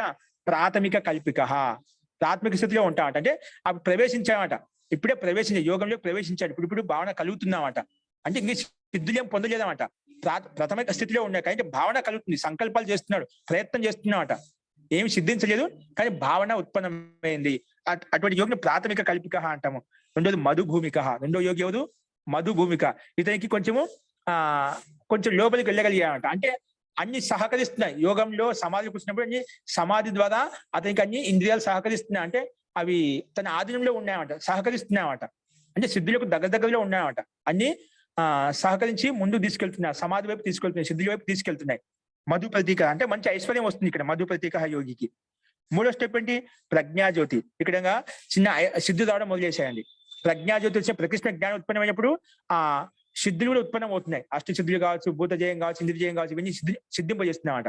అంటే ప్రజ్ఞాజ్యోతిలో వచ్చేసరికి ఇంద్రియజయం కలుగుతుంది, భూతజయం కలుగుతుంది, ప్రజ్ఞాజయం అన్ని సిద్ధులు సిద్ధింపజేస్తాయన్నమాట. మొత్తం ప్రకృతి వశం అవుతుంది, కాయశరం వశం అవుతుంది, మొత్తం సిద్ధిస్తాయన్నమాట ఎక్కడ? ప్రజ్ఞాజ్యోతిలో. నెక్స్ట్ 4వది అతిక్రాంత భావనీయశ్చ. ఇంకా పూర్తిగా సిద్ధి కలిగింది, కేవలం ఏం శేషం మిగిలిందంటే కేవలం అంత ఐశ్వర్యం. ఇప్పుడు మనం చెప్పిన ముందు చరితార్థం అయిపోయింది, అంటే ముక్తి కలిగింది, మోక్ష స్థితి కలిగింది. అంటే యోగ అవస్థలో ఉత్తమ స్థితి, ఉత్తమ కోటి స్థానంలోకి వెళ్ళాడనమాట. అంటే సమాధిలో ఉత్కృష్టమైన స్థితిని పొందగలిగాడు. అంటే మోక్ష ప్రాప్తానికి దగ్గరలో ఉన్నాడు. ఆయన ఏది శేషం అంటే చిత్తం ఏదైతే ఉందో దాన్ని ప్రకృతిలో విలీనం చేయడమే బాకీ ఉంది. దగ్ధబియ్యం కూడా అయిపోయినాయి, దగ్ధబియ్యం కూడా చేసేసాడు. అవి ఆ చిత్తాన్ని ఆ ప్రకృతిలో విలీనం చేయడమే, ఈ పాంచభౌతిక శరీరాన్ని విలీనం చేయడమే, సూక్ష్మ శరీరాన్ని ప్రకృతిలో విలీనం చేయడమే శేషంగా ఉంది. అతిక్రాంతం చేసేసాడు, మొత్తం క్లేశాన్ని అతిక్రాంతం చేశాడు. ఏం మిగిలి ఉంది? కేవలము ఆ ప్రకృతిలో విలీనం చేయడం బాకీ, అది మిగిలి ఉంది. అంటే ఈ రకంగా 4 రకాల యోగులు ఉంటారు. మొట్టమొదటి వ్యక్తి ప్రాథమిక స్థితి, రెండో మధుభూమిక, కొంచెం ముందుకెళ్తాడు. నెక్స్ట్ ప్రజ్ఞాదిలో కొంచెంగా ముందుకెళ్ళాడు. అతిక్రాంత భావనిష్ట యోగి ఇంకా అంతిమ స్థితిలో ఉన్నాడు, అంటే ముక్తిలో వెళ్ళడానికి సిద్ధంగా ఉన్నాడు. అటువంటి యోగ్యత సిద్ధి కలిగిన వ్యక్తులు ఈ రకంగా 4 రకాలు విభజించారు. ఓకేనా? సో అందుకే ఈ 4 రకాల వ్యక్తులు ఏ రకంగా ఉంటారని చెప్పి ఇక్కడ చూసాము. అదే విషయాన్ని ఒక్కొక్క యోగి గురించి చెప్పి ఇక్కడ విశదీకరిస్తున్నారు. చూడండి, అందులో ఈ 4 రకాల యోగుల్లో మొట్టమొదటి యోగి ఎవరు? ప్రాథమిక కల్పిక అని చెప్పాం. ఆ యోగి ఎలా ఉంటాడు చెప్తున్నాడు. తత్ర అభ్యాసి ప్రవృత్త మాత్ర జ్యోతి ప్రథమ. తత్ర అభ్యాసి ప్రవృత్త మాత్ర జ్యోతి. ఇప్పుడు కేవలం అభ్యాసం చేస్తున్నాడనమాట. చెప్తే ప్రాథమిక కాల్పిక యోగి ఎలా ఉంటాడు? అభ్యాసం మొదలు పెట్టాడు, చేస్తూ ఉన్నాడట, ప్రయత్నశీలంగా ఉన్నాడనమాట. అందుకే ప్రవృత్త మాత్ర జ్యోతి, కేవలం ప్రవృత్తం అయిపోయి జ్యోతి ఉత్పన్నం అవుతుంది, అంతే, ప్రకాశం వస్తుందన్నమాట. ప్రాథమిక స్థితిలో ఉన్నాడు, ప్రవృత్తిలో లీనమయ్యాడు, ఆ జ్ఞానంలో లీనమయ్యాడు. అందుకే అటువంటి స్థితిని ఏమంటాం? ప్రాథమిక కల్పిక అని చెప్పాం. ఓకేనా? అక్కడ అభ్యాసం లీనమయ్యాడు, ఆ జ్యోతి చిన్న కొంచెం ప్రాథమిక స్థితిలో కనిపిస్తూ ఉంది. ప్రజ్ఞాజ్యోతి కొంచెం కనిపిస్తున్న దాని లక్షణాలు కనిపిస్తున్నాయి. కాబట్టి తత్ర అభ్యాసి ప్రవృత్త మాత్ర జ్యోతి, ప్రవృత్తం కన్నా ఆ జ్యోతి కనిపిస్తుంది, జ్ఞానం ప్రతిష్ట జ్ఞానం ఏర్పడుతుంది. అటువంటి యోగి ప్రథమ అని చెప్పాము. రెండవ యోగి ఎవరు? రితంబర ప్రజ్ఞ ద్వితీయ. అదే రితంబర ప్రజ్ఞ ఉత్పన్నం అవుతుందంట. అంటే సత్య జ్ఞానం యథార్థమే తెలిసింది, మనం సత్యం ఏంటి అసత్యం ఏంటి, ధర్మం ఏంటి అధర్మం ఏంటి అలాగే యథార్థంగా తెలుసుకున్నామంట. అందుకే రితంబర ప్రజ్ఞ, ఉత్కృష్టమైనది సత్యజ్ఞానం ఏర్పడినమాట. ఆ సత్యజ్ఞానం ఏర్పడినప్పుడు దానికి అనుగుణంగా ప్రయత్నం చేస్తూ పోతున్నామంట. ఎవరు? ద్వితీయ యోగి. రెండో ప్రకారం యోగి ఎలా చేస్తున్నాడు? యథార్థంగా తెలిసినప్పుడు ఆ యథార్థానుగుణంగానే పని చేస్తూ ముందుకు వెళ్ళిపోతున్నామట. ఇప్పుడు సత్యాసత్యం తెలిసినప్పుడు సత్యాన్ని గ్రహిస్తాం, అసత్యాన్ని వదిలేస్తామట. అలాగా ఆ యోగి రితంబర ప్రజ్ఞ ఉత్పన్నమైనప్పుడు సత్యాన్ని గ్రహిస్తూ వెళ్తున్నాడు, అసత్యాన్ని వదిలేస్తూ పోతున్నాడు. ఏదైతే వదిలేయడము, ఏదో గ్రహించాలో గ్రహిస్తూ ముందుకు వెళ్ళిపోతున్నాడు. అటువంటి యోగిని ద్వితీయ మధుభూమిక యోగి అని చెప్పాం. రితంబర ప్రజ్ఞ ఉత్పన్నమవుతుంది, అటువంటి యోగిని ద్వితీయ యోగి ఎవరు? మధు ప్రతీక అని చెప్పుకున్నాము, మధుభూమిక అని చెప్పుకున్నాము. మూడవ యోగి ఎలా ఉంటారు? భూతేంద్రియ జయి తృతీయ. మూడవ యోగి ఎలా ఉంటాడంట? మూడవ యోగి పేరు ఏం చెప్పాం? ప్రజ్ఞా జ్యోతి అని చెప్పాం, ప్రతిష్ట జ్ఞాన జ్యోతి కలుగుతున్నామట. అటువంటి యోగి తృతీయ యోగి అని చెప్పాం. అతనికి ఏం సిద్ధిస్తాయి? భూత ఇంద్రియ జయ, మొత్తం పంచభూతాలు జయించాడు, ఇంద్రియాలను జయించాడు. మనం భూతేంద్రియ సిద్ధి ఎప్పుడు సూక్ష్మ రూపాల మీద సంయమం చేస్తే భూతేంద్రియం కలుగుతుంది. అదేవిధంగా ఇంద్రియ రూపాల మీద 5 రూపాయల మీద సంయమం చేస్తే ఇంద్రియ జయం కలుగుతుంది అని చెప్పారు. వాటి వల్ల మన మనోజైవిత్వము, సర్వభావ అధిష్టాతృత్వము, సర్వ జాతృత్వము, ఇవన్నీ మనం వికరణ భావ, ప్రధాన జయము ఇవన్నీ కలిగి అవన్నీ సిద్ధులన్నీ ఇతనికి కలుగుతాయి. కాబట్టి ఈ ప్రజ్ఞాజ్యోతి కలిగిన యోగికి భూతేంద్రియ జయి తృతీయ, ఈ మూడవ యోగి భూతాలను ఇంద్రియాలను పూర్తి జయించుకోగలుగుతాడు. సర్వేషు ఇక్కడ అదే విషయం కొంచెం విశదీకరించి మళ్ళీ చెప్పాడు ఇక్కడ. సర్వేషు భావితేషు భావనీయేషు కృత రక్షబంధ కృత కర్తవ్య సాధనాధిమాన్ అంటే సర్వేషు భావితేషు ఏవైతే భావన అంటే సంపాదించగలడు, యోగ ద్వారా సమాధి ఏవైతే సంపాదించుకున్నాడు, ఇంకా సంపాదించాల్సిన విషయాలు ఏవైతే ఉన్నాయో భావనీయేషు యోగ సమాధి ద్వారా ఏవైతే సిద్ధింపజేసుకున్నాడో, ఏవైతే సాధించుకున్నాడో ఆ యోగి, సర్వేషు భావితేషు అన్ని సంపన్నమైన విషయాల్లో, సంపన్నమైన సిద్ధుల్లో, భావనీయేషు ఇంకా సంపాదించుకోవాల్సినటువంటి అంటే సిద్ధిని పొందవలసినటువంటి ఇంకా జ్ఞానం తెలుసుకోవాల్సిన విషయం ఏదైతే ఉందో భావనీయేషు కృత రక్షబంధ, ఇంకా దాన్ని కృత అంటే సంపాదించిన దాన్ని రక్షించుకోవడంలో, రక్షించింది దాన్ని స్థిరంగా ఉంచుకోవడంలో మనం చెప్తాం కదా, అది ఏదో కష్టపడి సంపాదించాడు ఆ సిద్ధిని మొత్తాన్ని, ఐశ్వర్యాన్ని, భూతజయం ఇంద్రియాన్ని సంపాదించుకున్నాడు. తర్వాత ఆ వివేక జ్ఞానం కూడా మనం స్థిరంగా ఉంచుకోవాలి, రక్షించుకోవాలన్నమాట. కాబట్టి అంటే ఎటువంటి మళ్ళా దోషానికి లోను కాకుండా స్థిరంగా ఉండటం కోసం ప్రయత్నం చేస్తూ ఉన్నాం అన్నమాట. ఇక్కడ కృత రక్ష బంధ అంటే ఆసక్తి, అంటే ఎటువంటి సాంసారిక విషయాల పట్ల ఆసక్తి లేకుండా ఉండటం కోసం ప్రయత్నం చేయండి. కృత రక్ష బంధ. ఇప్పుడు ఏదో కష్టపడి ఇంద్రియాలు జయించుకుంటూ భూతాలు జయించుకుంటూ వచ్చాయన్నమాట. మళ్ళా విషయాలమని వచ్చిందనుకోండి, మనం ఎప్పుడైనా మళ్ళా అవకాశం కింద పడడానికి ఉంటుందన్నమాట. అందుకే అలా ఆసక్తి కాకుండా ఉండటం కోసం ప్రయత్నం చేస్తున్నాడు. కృత రక్ష బంధ అంటే అలా ఆసక్తి పూర్వకంగా విషయాల్లోకి వెళ్లకుండా ప్రయత్నం చేస్తూ సక్రియంగా ఉంటున్నాడు. కృత కర్తవ్య సాధనాది ఆ రకంగా సాధన చేస్తున్నాడు. ఎవరు? ఈ తృతీయ యోగి ప్రజ్ఞాజ్యోతి అంటే ప్రకృష్ణ జ్ఞానంతో విషయాల పట్ల ఆకర్షణ కాకుండా ఉండటం కోసము కృత కర్తవ్య సాధనాది సాధనలో లీనమైపోయాడు.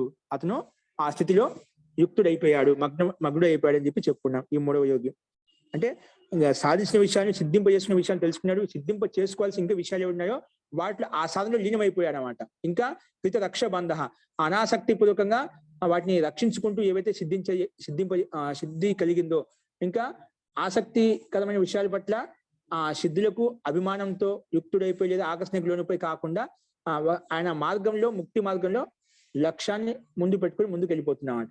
అందుకే సాధనాధిమా అని చెప్పారు. కృత కర్తవ్య సాధనాధిమా సాధనలో తతుడైపోయాడు. నెక్స్ట్ నాలుగోది ఏంటి? చతుర్థో యస్తు అతిక్రాంత భావనీయ. నాలుగోది అతిక్రాంత భావనీయ. ఇక్కడ ఏముంటుంది? తస్య చిత్త ప్రతిసర్గ ఏకో అర్థ. ఈ విధంగా ఈ తృతీయ అవస్థలో ఏం చేశాడు? అతను అన్ని సిద్ధింపజేసుకొని లాస్ట్ అంతిమ స్థితికి వస్తూ చతుర్థ స్థితిలోకి వచ్చా. అంటే చిత్తం అన్ని పూర్తిగా చరితార్థం అయిపోయిందన్నమాట. అందుకే తస్య చిత్త ప్రతిసర్గ ఏకో అర్థ. చిత్త ప్రతిసర్గం అంటే చిత్తం అనేది ప్రకృతిలో ప్రతిసర్గం కావడమే శేషంగా మిగిలిపోయింది అన్నమాట. తస్య ఆ యోగికి చిత్త ప్రతిసర్గ ఏకో అర్థ, ఒక ప్రయోజనం మాత్రం మిగిలిపోయింది. ఒక ప్రయోజనం మాత్రం అంటే చిత్తం ప్రకృతి విలీనం కావడమే అదొకటి మిగిలిపోయింది. అటువంటి యోగి ఎవరైతే ఉన్నదో అతన్ని లాస్ట్ అతిక్రాంత భావనీయ యోగి అని చెప్పి చెప్పుకున్నాము. అటువంటి యోగి ఏం కలుగుతుంది? అంతిమ స్థితిలో కలిగిన యోగికి సప్త విధాస్య ప్రాంత భూమి ప్రజ్ఞ. అటువంటి యోగి సప్త విధాస్య ప్రాంత భూమి ప్రజ్ఞ అంటే మనం ఇంతకుముందు చెప్పుకున్నాను. అంటే 7 రకముల ప్రజ్ఞ ఉత్పన్నం అవుతుందంట. 7 రకములైనటువంటి విశిష్టమైన ప్రజ్ఞానం ఉత్పన్నం అవుతుంది. అటువంటి అంతిమ స్థితిని పొందినటువంటి యోగి ఎవరైతే ఉన్నారో అతనికి మనం ఇంతకుముందు సప్తదా ప్రాంత భూమి ప్రజ్ఞ అని చెప్పుకున్నామట. ఇది 2వ పాదం 27వ సూత్రంలో. అంటే అతనికి వివేక ఖ్యాతి కలిగినటువంటి వ్యక్తికి అన్యతా ఖ్యాతి అంటే ఆత్మ వేరు, శరీరం వేరు, వేరించి అన్యతా ఖ్యాతి అనుభూతి కలిగినటువంటి వ్యక్తికి సప్తదా ప్రాంత భూమి, అతనికి 7 రకములైనటువంటి ప్రకృష్ణ జ్ఞానం ఉత్పన్నం అవుతుంది అని చెప్పుకున్నాం. ఇక్కడ కూడా అతిక్రాంత భావన యోగికి చిత్తం కేవలం ఏం మిగిలింది? ప్రకృతిలో విలీనం చేయడం మిగిలింది, అంతే. అంతకన్నా అంటే అంతిమ స్థితిలో దగ్ధ బీజం మొత్తం పూర్తి చేసేసాడు అనమాట. చిత్తం చరితార్థం అయిపోయింది. అటువంటి అంతిమ స్థితిలో ఉత్కృష్టమైన స్థితిలో ఉన్నాడట. అంటే మోక్షానికి దగ్గరలో ఉన్నాడు. అటువంటి అప్పుడు అక్కడ ఒక సప్త ప్రాంత భూమి ఏర్పడుతుంది, అంటే ప్రకృష్టమైన జ్ఞానం ఏర్పడుతుంది. అదే విషయం చెప్పి సప్త విధాస్య ప్రాంత భూమి ప్రజ్ఞ, ప్రకృష్టమైన జ్ఞానం విశేష జ్ఞానం అతనికి ఏర్పడుతుంది అని చెప్పుకున్నాం. అది అక్కడ మనం చెప్పుకున్నాం, అది మళ్ళీ చెప్తాను ఒకసారి. ఇక్కడ ఏం కలిగిందంటే మనకు ఈ సప్తద ప్రాంతం ఏం కలిగింది అక్కడ అంటే ఏవైతే గ్రహించాలో అవి గ్రహించుకోవడం, ఏవైతే వదిలేయాలనో అవి వదిలేసుకోవడం, అది పూర్తిగా యథార్థంగా తెలిసింది. చాలా మంది మనకు అన్ని తెలిసినా కూడా ఏవైతే గ్రహించాలో గ్రహించకుండా ఉంటాం, ఏవైతే వదిలేయాలో అవి వదిలేయకుండా ఉంటాం. ఎందుకంటే యథార్థంగా తెలిసి శాబ్దికంగా తెలుసుకున్నాం. యథార్థంగా తెలుసుకున్నప్పుడు గ్రహించాల్సినవే గ్రహిస్తాము, వదిలేయాల్సిన వదిలేస్తామంట. అట్లా యథార్థంగా ఆ జ్ఞానం ఏర్పడదామంట. అందుకే మళ్ళీ సంసారం వైపు తెలిసింది, సంసారంలో దుఃఖం మిశ్రితమైన సుఖం, దీన్ని వదిలేయాలి అనుకున్నాం. ముక్తిని పొందాలి, నిత్య శాశ్వతమైన సుఖాన్ని పొందాలంటే నేను మోక్షానికి వెళ్ళాలి. యథార్థంగా తెలుసుకున్నాం, మరి తిరిగి ఎన్నికి తిరిగి చూడనమాట. అట్లా యథార్థంగా తెలిసిపోయిందన్నమాట. అట్లా 7 రకాలు. ఒకటి ఏం చెప్పాము, గ్రహించుకోవడము, వదిలేయాల్సి వదిలేస్తూ ఉంటాడు. అది యథార్థంగా స్థిరమైపోయింది. రెండవ స్థితి ఏం కలిగింది, ఆ క్లేశాలు వదిలించుకోవాల్సినవి ఏవైతే ఉన్నాయో, విషయాలు ఏవైతే ఉన్నాయో వాటి కారణం ఏంటి, ఆ కారణాల పట్ల కూడా యథార్థంగా తెలుసుకోవడం వల్ల ఆ కారణం కూడా వదిలేసామట. హేయ హేతు ఇక్కడ మనం ముందు చెప్పుకున్నాము. పరిజ్ఞాతం హేయం నా అస్య పునః పరిజ్ఞేయం, అంటే ఏవైతే తెలుసుకోవాలో అవి తెలుసుకున్నానో ఇంకా తెలుసుకోవాల్సినది ఏమి లేదు. ఏవైతే క్షీణం చేయాలో అవి క్షీణం చేశానో ఇంకా క్షీణం చేయాల్సినవి ఏమి లేవు. రెండో స్థితి అలాగ అవుతుంది. మూడో స్థితిలో ఏమవుతుంది, సాక్షాత్కృతం నిరోధి సమాధిన హానం. నేను సాక్షాత్కరణ ద్వారా నిరోధి సంస్కారంతో అంటే సమాధి అసంప్రదాయ సమాధితోటి హానం సాక్షాత్కృతం అంటే మోక్షాన్ని సాక్షాత్కరం చేసుకున్నాను, అంటే ముక్తి ద్వారా సమాధి ద్వారా మోక్షాన్ని అనుభూతిని పొందాను కాబట్టి అనుభూతి కలిగింది. అది మూడవ స్థితి కలుగుతుంది. నాలుగవ స్థితిలో వివేక ఖ్యాతి రూప హానోపాయ. ఇప్పుడు ఆ మోక్ష అనుభూతి కలిగింది. ఆ మోక్షం ఎలా సంపాదించుకోవాలి అతని ఉపాయము తెలిసి వివేక్ ఖ్యాతి, దీనికి మోక్షోపాయము అని వివేక్ ఖ్యాతి తెలిసిందన్నమాట. అట్లా ఇవన్నీ యథార్థంగా 7 రకాలుగా ప్రతిష్టమైన యథార్థమైన జ్ఞానం అతనికి కలిగింది. అప్పుడు అంతిమ స్థితిలో ఏమవుతుంది, ఆ చిత్తం చరితాధికార స్థితిలోకి వచ్చేస్తున్నాడు. అంటే చిత్తము ఆ యోగికి ముక్తిని కలిగజేస్తున్నాడు. ఈ రకంగా 7 రకాల ప్రజ్ఞ మనకు ఉత్పన్నమైందని చెప్పుకున్నామట. ఇక్కడ అదే స్థితి ఇక్కడ కూడా ఈ 4వ యోగికి అతిక్రాంత భావన యోగికి కలుగుతుంది అని చెప్పుకున్నాం. ఇప్పుడు అదే విషయంలో ఇది చెప్పిన తర్వాత ఇప్పుడు ఇటువంటి సిద్ధులు కలిగినటువంటి వ్యక్తికి ఎటువంటి ప్రలోభనలు వస్తాయి, ఎటువంటి అవకాశాలు వస్తాయి, ఆ విషయాన్ని కొంచెం మళ్ళీ చూపిస్తున్నా. అంటే ఈ ఐశ్వర్యం సామర్థ్యం వచ్చినప్పుడు, యోగ్యత వచ్చినప్పుడు ఆటోమేటిక్గా మనకి ఆకర్షణ కలుగుతుందండి. అందుకే దానికి సావధానంగా ఉండటం కోసం మహర్షి పాణి ఎటువంటి స్థితి కలుగుతుందో ఆ ఐశ్వర్యం ఆ సిద్ధి కలిగినప్పుడు అది ముందే చూపిస్తున్నాయి. ఇక్కడ చూడండి, తత్ర మధుమతిం భూమి, కింద చూడండి, తత్ర మధుమతిం భూమిం సాక్షాత్ కుర్వతో బ్రాహ్మణస్య స్థానినో దేవాః సత్వవిశుద్ధం అనుపశ్యంతః స్థానైర్ ఉపనిమంత్రయంతే. చూడండి, తత్ర మధుమతిం భూమిం సాక్షాత్ కుర్వాణో బ్రాహ్మణస్య అంటే ఇక్కడ 4 రకాల యోగిని చెప్పాం కదా. ప్రాథమ కల్పిక యోగి ప్రాథమిక దశలో ఉన్నాడు, అతనికి ఏ సిద్ధి సిద్ధించలేదు. కానీ మధు భూమి కలిగిన వ్యక్తి కొంచెం లోపలికి ప్రవేశించామట. అప్పుడు చాలా ఐశ్వర్యం కలుగుతుంది, అతనికి అనుభూతి కలుగుతున్నమాట.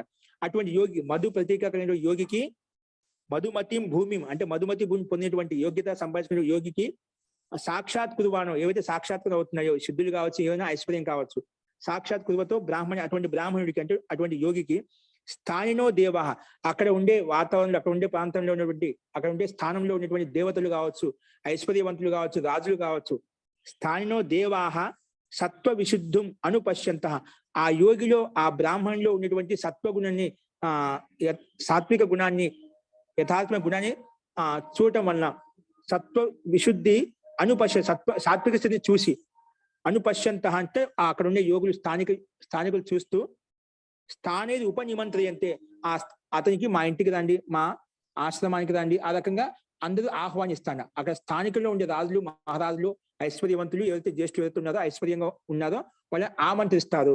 స్థానిక అంటే అతని వాళ్ళ స్థానంలోకి ఆమంత్రిస్తారు.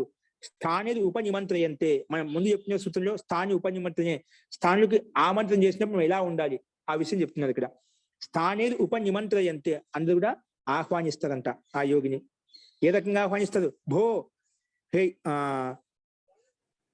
భో అని ఆ యోగిని సంబోధించిన, హే స్వామి ఇహ ఆస్యతాం, భో ఇహ ఆస్యతాం ఇహ రమ్యతాం కమనీయో అయం భోగ కమనీయ ఇయం కన్య రసాయనం ఇదం జరా మృత్యు బాధతే రసాయనమిదం జరా మృత్యు బాధతే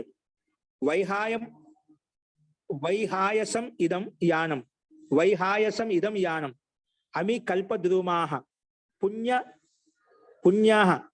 పుణ్యమందాకిని సిద్ధ మహర్షయః ఉత్తమ అనుకూల అప్సరసః దివ్య శ్రోత్ర చక్షుషి వజ్రోపమః కాయః స్వగుణైః సర్వం ఇదం ఉపార్జితం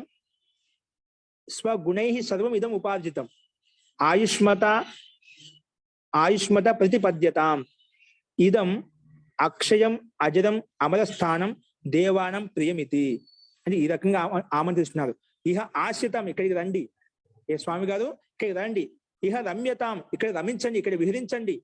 ఎందుకు? కమనీయో అయం భోగ, ఇక్కడ చాలా కమనీయంగా చాలా రమణీయంగా భోగాలు ఉన్నాయి, అన్ని భోగాలు ఉన్నాయి అని అందజేస్తున్నారు. ఆ విశిష్టమైన యోగిని అన్ని భోగాలు ఆశ చూపిస్తుందన్నమాట. కమనీయో అయం భోగ, ఈ భోగం అనేది చాలా కమనీయంగా ఉంది, రమణీయంగా ఉంది. కమనీయ ఇయం కన్య, అటువంటి కన్యలకు చూపిస్తున్నమాట. ఈ కన్య చాలా రమణీయంగా ఉంది, ఇప్పుడు ఆస్వాదించండి అని చెప్పి ఆ ప్రలోభాలు చూపిస్తున్నమాట. ఉత్తమమైన ఐశ్వర్యవంతులు, రాజులు, ఇంకెవరైనా కావచ్చు, అంటే అక్కడ ఉండే స్థానికులు. కమనీయ ఇయం కన్య, ఆ కన్యను చూపిస్తున్నారు.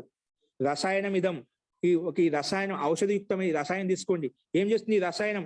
ఈ మందు ఏం చేస్తుంది? ఈ ఔషధం ఏం చేస్తుంది?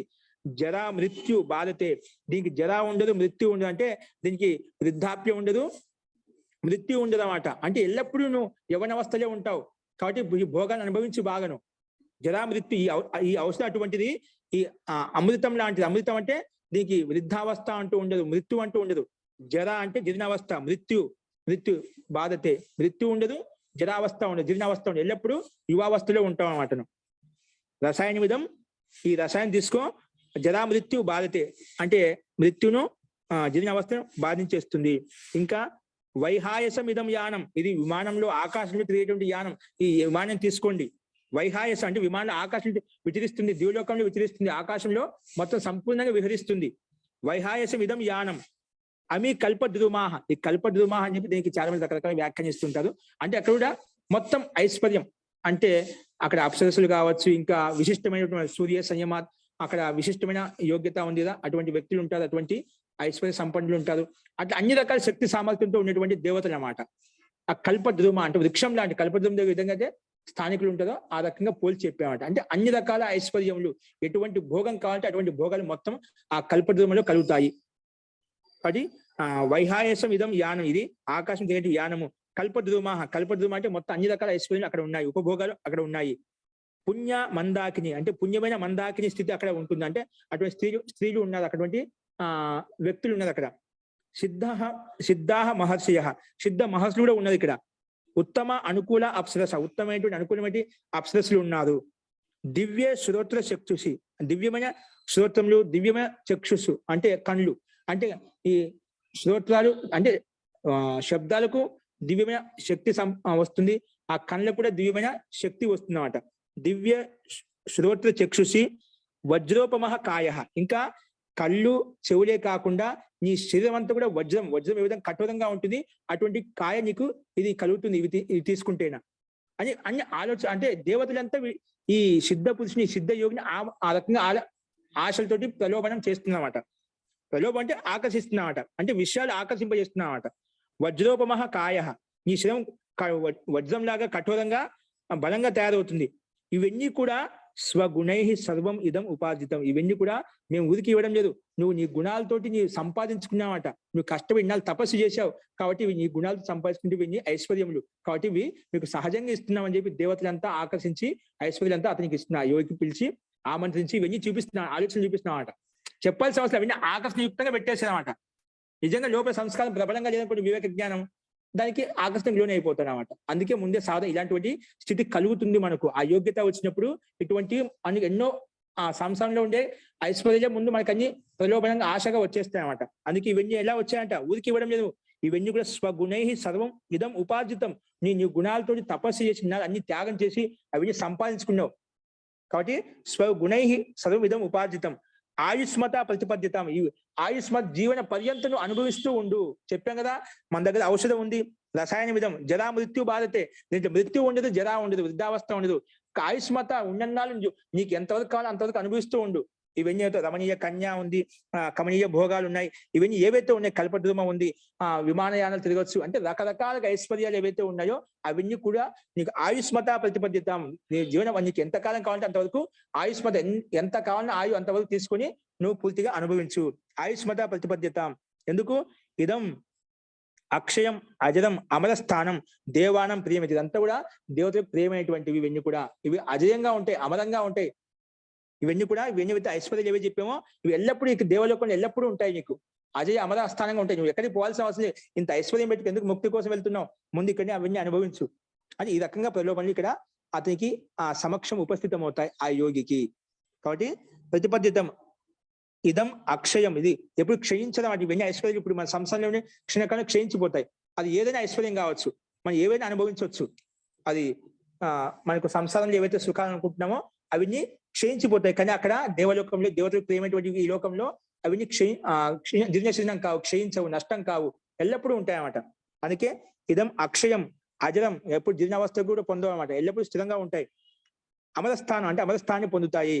ఇవన్నీ దేవానం ప్రియమైనవి, ఇవన్నీ దేవతలకు ప్రియమైనవి, ఇవన్నీ కూడా మీకు ఇక్కడ ఉంటాయి. కాబట్టి ఈ స్థితిని నువ్వు యోగ్యతను నువ్వు నీ గుణాలతో నువ్వు పొందగలిగావు. ఇవన్నీ నీకు మేము ఇస్తున్నాం, తీసుకోండి అని చెప్పి ఆమంత్రిత సత్కారపూర్వకంగా ఆదరించి గౌరవించి ఇవన్నీ ఆశలను చూపిస్తున్నారు అనమాట ఆ యోగికి. అంటే ఆమంత్రిస్తున్నారు, ఇవన్నీ చూపిస్తున్నారు. చూపించినప్పుడు ఏమవుతుంది, మన సంస్కారం ఎక్కడో మూలన ఉందనుకోండి, అటువంటి చెప్పాల్సిన అవసరం లేదు, దానికి పోయి ఆకర్షితం అయిపోతాం. అంటే ఇప్పుడు అటువంటి సిద్ధ పురుషులు యోగులు వచ్చి ఏమైనా అడిగితే మనం కాదంటాం. మనం మా ఇంటికి వచ్చి ఒక యోగి, ఒక విద్వాంసుడు వచ్చి ఒక వస్తువు కావాలంటే మనం వద్దంటామా? అది ఎంతో సగౌరవంగా ఇస్తామట. ఇంకా లేకపోతే తీసుకొచ్చి ఏదో పుణ్యంగా భావిస్తాడు. ఓ ఇటువంటి యోగి నేను ఒక వస్తువుని ఇచ్చానని చెప్పి ఒక సంతోషం ఉంటుందన్నమాట. అందుకే ఇటువంటి ఇవన్నీ ఎవరి దగ్గర ఏ ఐశ్వర్యాలు ఉన్నాయో అవన్నీ తీసుకొచ్చి చూపిస్తామట. అంటే ఇంత యోగ్యత ఉంది కాబట్టి ఇవన్నీ సంపాదించుకున్నప్పుడు ఇవన్నీ ఐశ్వర్యాలు ఆ యోగికి సమక్షంగా వస్తాయి. అన్ని రకాల భోగాలు అంటే సమస్త భోగాలు అన్ని వచ్చేస్తాయి అన్నమాట.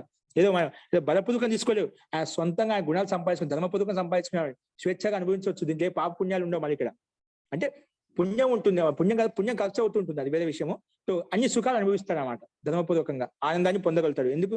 దివ్యమైన శరీరం ఇచ్చాడు ఇక్కడ, దివ్యమైన చక్షుష్ ఇచ్చాడు, దివ్యమైన వజ్రం లాంటి ఆయు కూడా ఇచ్చాడన్నమాట. అంటే ఆ వజ్రం అంటే శరీరం ఇచ్చినప్పుడు ఆయు కూడా ఆయుష్మతం, అంటే నీకు ఎంతకాలం కావాలో అంతకాలం వరకు నువ్వు అనుభవించని చెప్పామన్నమాట. అంటే ఇది ఎప్పుడు అమర పదాన్ని పొందుతూ ఉంటే, అమర స్థాన్ని పొందుతూ ఉంటే ఎల్లప్పుడూ ఉంటాయన్నమాట. ఎక్కడికి పోవాల్సిన అవసరం లేదు, ఎల్లప్పుడూ ఉంటే ఇవి పూర్తిగా శాశ్వతంగా అనుభవిస్తూ ఉండు అని చెప్పి ఆ రకంగా ప్రలోభనలు ఆ యోగికి స్థాని నిమంత్రకులు ఆహ్వానిస్తూ ఉంటారు. కాబట్టి అటువంటిప్పుడు ఏం చేయాలంట ఆ విషయం చెప్తున్నాడు. ఏవం అభిధీయమానః అంటే అలా చెప్పినప్పుడు ఆ యోగి ఏం ఆలోచించాలా? సంఘ దోషాన్ని భావయ్యేది. అప్పుడు అలా చెప్పినప్పుడు వీటిలో సంఘం ఉంటుంది, ఆసక్తి ఉంటుంది. తర్వాత సంఘ దోషాన్ని భావయ్యేది, వీటిలో ఉండే ఆసక్తిలో ఉండేటువంటి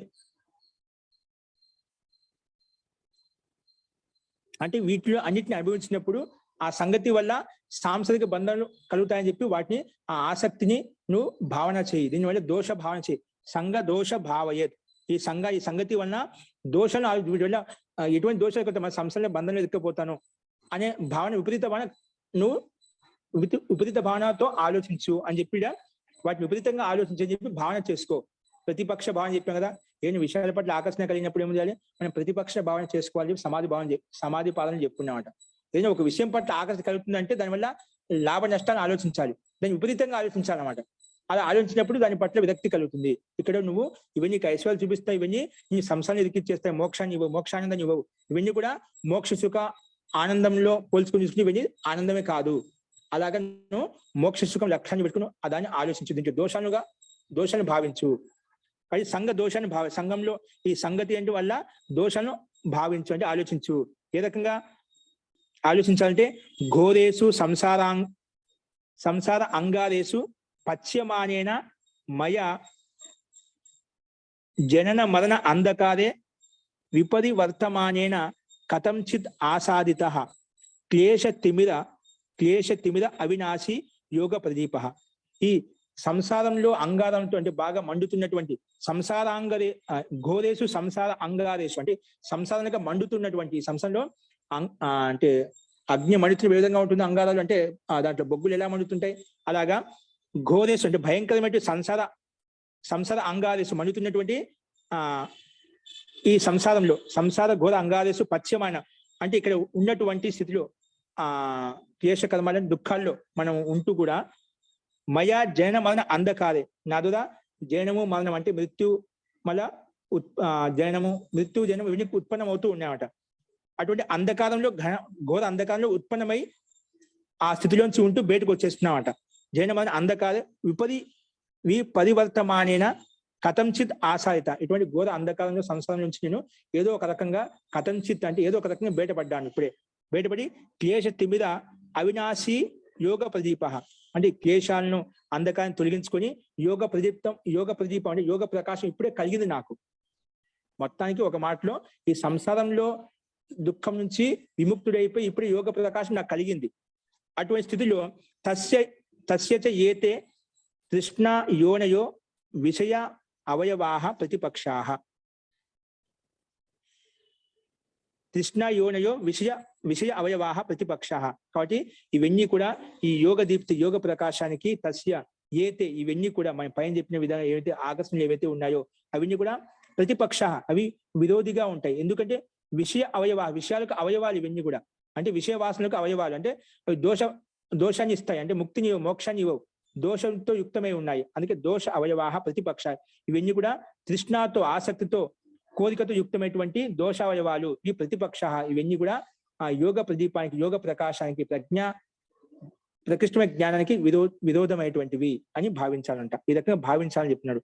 సా ఖలు అహం లబ్ధాలోక కథం అనయా విషయ మృగతృష్ణయా వంచిత తస్యైవ పునః ప్రదీప్తస్య సంసార అగ్నిర్ ఆత్మానం ఇందని కురియాం ఇది. ఇక్కడ ఏమంటున్నాయా సా ఖలు అహం లబ్ధాలోకాన్ని ఏదెప్పుడు యోగ దీప్తిని యోగ ప్రకాశాన్ని సంపాదించుకున్నాం, ప్రజ్ఞాలోకాన్ని సంపాదించుకున్నాం. కథం ఎలాగా అనయా విషయ మృగ తృష్ణ ఈ విషయ మృగ తృష్ణ ఏదైతే ఉందో సాంసారిక క్షణకాలిక విషయ తృష్ణ ఏదైతే ఉందో వంచిత దాంట్లో మోసపోయి తస్యే పునః అందులోనే మళ్ళీ ప్రదీప్తస్య బాగా ప్రదీప్తమైపోయి అంటే యోగయుక్తుడైపోయి మళ్ళా సంసార అగ్ని ఆత్మానం ఇందని కురియామ. ఇప్పుడు ఆ సంసార అంగారం భయంకర ఘోర సంస్కార అంధకారం నుంచి బయటపడ్డాను. ఇప్పుడు మళ్ళీ ఈ జ్ఞానదీప్తి కలిగిన తర్వాత కూడా మళ్ళీ దాంట్లో నా ఆత్మను ఎలా ఆవుతం చేయమంటావు అంటే ఎలా ఇంధనంగా నేను ఇవ్వమంటే ఇప్పుడు ఒక అగ్నిలో ఒక సమిధ వేస్తే ఇంధనంగా మారిపోతుంది కదా. ఇప్పుడు నేను ఇంత కష్టపడి సంపాదించుకున్న యోగ దీప్తిని యోగ ప్రకాశం సంపాదించుకున్నాను, మళ్ళీ ఇదే సంసారంలో మళ్ళీ ఈ సంసారకు ఉండే ఆకర్షణ లోబడిపోయి నేను ఇంధని కథం కురియాము అంటే ఇంధనిగా ఎలా నేను మండుతా అనుకున్నా అంటే మళ్ళీ దాంట్లో కింద ప్రవేశిస్తాను అనుకున్నాము అని చెప్పి తన ఆత్మలో భావించుకుంటున్నామట. సంసార అగ్నిద ఆత్మనం ఇంధని కురియామ ఏ విధంగా ఇంధనంగా నేను అవుతాను. కాబట్టి స్వస్తి వహ స్వప్న ఉపమేభ్య కృపణ జన ప్రార్థనీయేభ్యో విషయేభ్యో ఇత్యేవం. అంటే స్వప్న ఉపమేభ్య కృపణ జన ప్రార్థనీయేభ్య అంటే స్వప్న ఉపమేభ్య అంటే కృపణ జన ప్రార్థనీయేభ్య అంటే కృపణలు అంటే సాంసారిక వ్యక్తులు సామాన్య వ్యక్తులు ప్రార్థించినటువంటి ఇవన్నీ విషయాలు సామాన్య వ్యక్తులు ఇవన్నీ ఆలోచిస్తారు. సామాన్య వ్యక్తి సుఖాన్ని కోరుకుంటూ ఉంటారు అన్నమాట. అందుకే కృపణ జన అంటే సామాన్య వ్యక్తులు కృపణ జన ప్రార్థనీయేభ్య స్వప్నోపమేభ్య విషయేభ్య ఈ స్వప్న కలగంటుంటే ఇవన్నీ కావాలని చెప్పి అటువంటి విషయాల పట్ల వాళ్ళకి ఆకర్షణ ఉంటుంది. అవన్నీ కూడా వహ స్వస్తి అవి వాళ్ళకే స్వస్తి కలిగించినాయి, వాళ్ళకే మంచిని కలిగించినాయి, నాకు అవసరం లేదు. అవన్నీ కూడా ఈ ఏవైతే ఉన్నాయో విషయవాసన ఉన్నాయో అవన్నీ కూడా వహ స్వస్తి అవి మీకే అవి వాళ్ళకే వరం కావాలి, వాళ్ళకే మంచి కలిగించాలి, మీరే అనుభవించండి. సామాన్య వ్యక్తి ఏదైతే కోరుకుంటో అవి వాళ్ళకే మీకు కళ్యాణం కలుగాక, నాకు అవసరం లేదు, నాకు ఈ సాంసారిక సుఖాలు నాకు అవసరం లేదు, వహ స్వస్తి మీకే స్వస్తి కలగాలి, నాకు అవసరం లేదు అని ఈ రకంగా భావిస్తున్నాడు.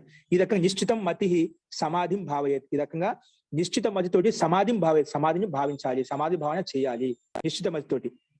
ఓకే, తర్వాత ఇక్కడ ఏం చెప్పండి అలా చేయడం వల్ల ఏమవుతుంది సంగం అకృత్వ స్మయమపి నా కురియాత్. అలాగా సంగం అకృత్వ స్మయమపి నా కురియాత్ అంటే ఇలా సంగతి ద్వారా స్మయమపి నా కురియాత్. ఇలా నేను వదులుకొని వచ్చాం కదా, ఇప్పుడు విపరీత భావనతో నిశ్చిత మతితోటి సమాధి భావన చేశామంట. విపరీత భావన చేసి మనం వదిలేసుకున్నాం. అలా వదిలేసిన తర్వాత ఏముంటుంది, ఒక్కోసారి మళ్ళా సంఘం అకృత్వ స్మయోపి నాకు ఇయ్యారు. ఇప్పుడు సంఘం అన్ని వదిలేశాను కదా, ఆసక్తిని వదిలేశాను అని చెప్పి నీలో గర్వం కూడా రాకూడదు. ఓ నేను నా దగ్గర పెద్ద పెద్ద రాజులు మహర్షులే వచ్చేసారు, అయినా నేను వెళ్ళలేదు. నాలో ఇంత యోగ్యత, నాలో ఇంత సామర్థ్యం అని చెప్పి అలా గమండం అంటే గౌరవం కూడా ఉండకూడదు. నీకు ఆసక్తిని వదిలేసాం కదా, నా దగ్గర పెద్ద పెద్ద వాళ్ళు వస్తున్నారు, ఋషి మహర్షులే వచ్చేసారు, అందరూ వచ్చి అంత ఐశ్వర్యం నాకు కలుగుతుంది అని చెప్పి నీలో అభిమానం కూడా రాకూడదు, అహంకారం రాకూడదు అని చెప్తున్నాడు. స్మృతి నాకు రియాదు ఏవం దేవానం ఏ రకంగా రాకూడదు,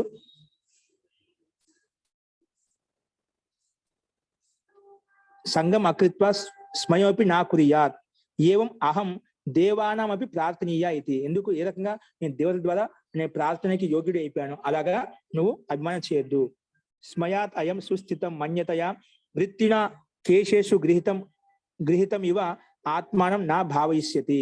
ఈ రకంగా స్మయాత్ స్మయ అంటే అభిమానం వలన, అయం సుస్థితం మన్యత అంటే ఇది అభిమానంతో అదొక స్థిరమైంది దృఢంగా ఉందని చెప్పి నువ్వు అలా భావించకుండా, మృత్యున కేశేషు గృహీతం, ఇది నువ్వు అలా స్మయం అభిమానం వచ్చిందనుకోండి, అది నేను నీ కేశాలను, నీ వెంట్రుకలను మృత్యు పట్టుకొని ఉందనుకో భావించు.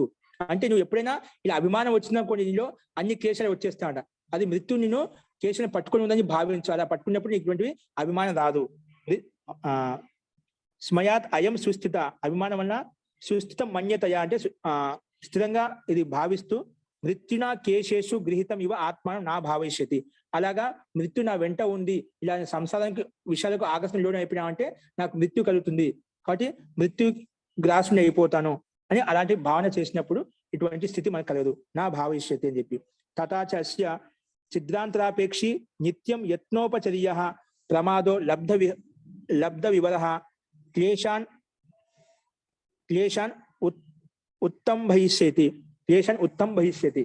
అంటే ఇక్కడ ఏమంటున్నా అంటే, ఇలా చేయడం వల్ల, అభిమానం రావడం వల్ల, ఆసక్తి కలగడం వల్ల ఏమవుతుందంట, అవి మన సాంసారిక విషయవాసనలు ఏవైతే ఉన్నాయో, ఇంకా దోషాలు ఏవైతే ఉన్నాయో, అవి ఎప్పుడెప్పుడు అవకాశం ఇస్తాడు, ఎప్పుడైతే అభిమానం వస్తుందో మనసులో, ఆ యోగి కావచ్చు, ఎవరైనా కావచ్చు, అవన్నీ ఛిద్రాన్వేషణ ఎప్పుడు అవకాశం చూస్తున్నామంట. వేరే విషయాలు, వేరే అవిద్య సంస్కారాలు ఏవైతే ఉన్నాయో అవి ఛిద్రాంతరాపేక్షి నిత్యం యత్నోపచార్య, ఎప్పుడెప్పుడు అవకాశం ఇస్తాడో వాటిని అనుభవిస్తామని చెప్పి ఉన్నాయి. అంటే విషయవాసన ఏవైతే ఉన్నాయో ఆ యోగి ఎప్పుడెప్పుడైనా స్థితిత్వం పొందుతాడా, అప్పుడు ఈ విషయవాసన దిప్పించి మనం దాన్ని జాగృతి చేద్దామని చెప్పి ఇక్కడ చెప్పి, అందుకే క్లేశాన్ ఉత్తం భవిష్యతి అంటే వాటిని ఉత్పన్నం చేయడం, జాగృతి చేయడం ప్రయత్నం చేస్తున్నాయంట. ఎప్పుడెప్పుడు అవకాశం ఇస్తానని చెప్పి చూస్తున్నాయి విషయవాసనలు. కాబట్టి యత్నం చేస్తున్నాడ. ఏ రకంగా ఎప్పుడోసారి ప్రమాదం చేయకుండా ఉంటాయి, ఎప్పుడైనా ఆలస్యం చేయకుండా ఉంటాడా, అప్పుడు ఈ విషయాలను మనం అనుభవించడం కోసము ఈ విషయాలు ఏవైతే ఉన్నాయో అవి ప్రయత్నం చేస్తూ ఉన్నాయంట. అందుకే లబ్ధ వివర క్లేశం ఉత్తం భవిష్యతి.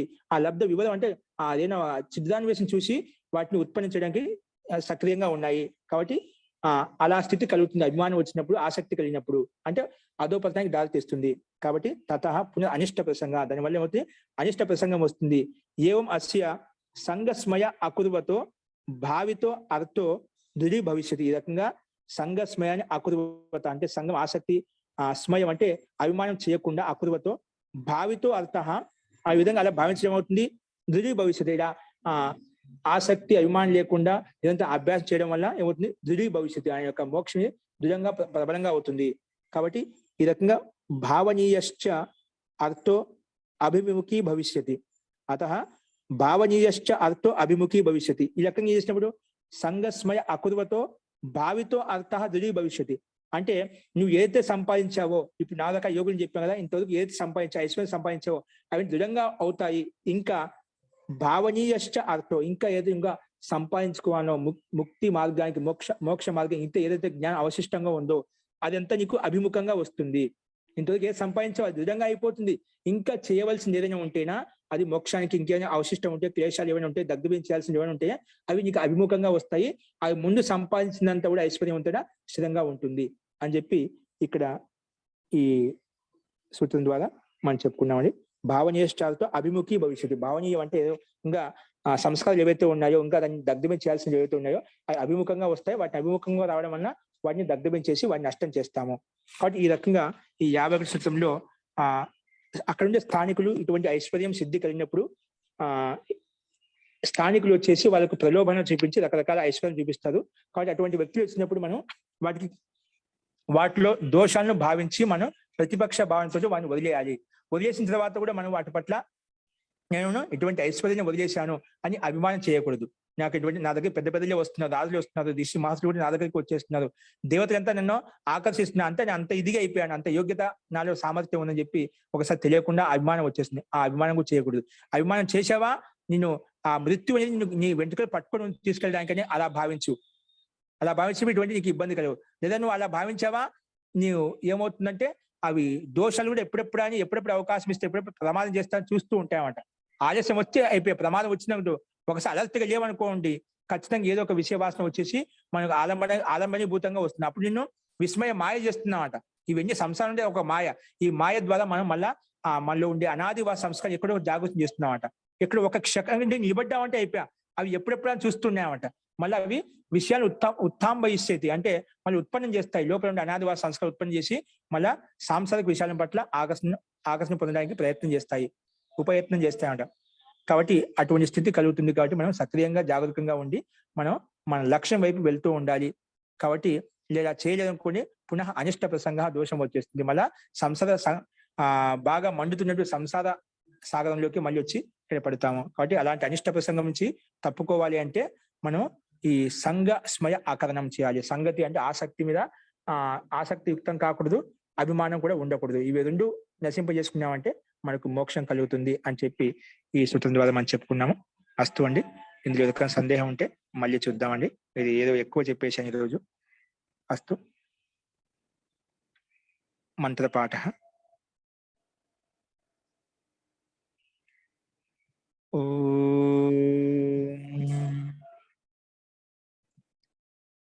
సర్వే భవంతు సుఖినః, సర్వే సంతు నిరామయాః, సర్వే భద్రాణి పశ్యంతు, మా కశ్చిద్ దుఃఖ భాగ్ భవేత్. ఓం శాంతి శాంతి శాంతి. సర్వేభ్యో నమః. ధన్యవాదాలు మహోదయ. ఓం నమస్తే. ధన్యవాదాలు. ధన్యవాదాలు మహోదయ. ఓం నమస్తే సార్. నమో నమః ధన్యవాదాలు గురుగారు. హరి ఓం. నమస్కారం. హరి ఓం. నమస్తే గురుజీ. ధన్యవాదాలు. ధన్యవాదాలు మహోదయ గారు.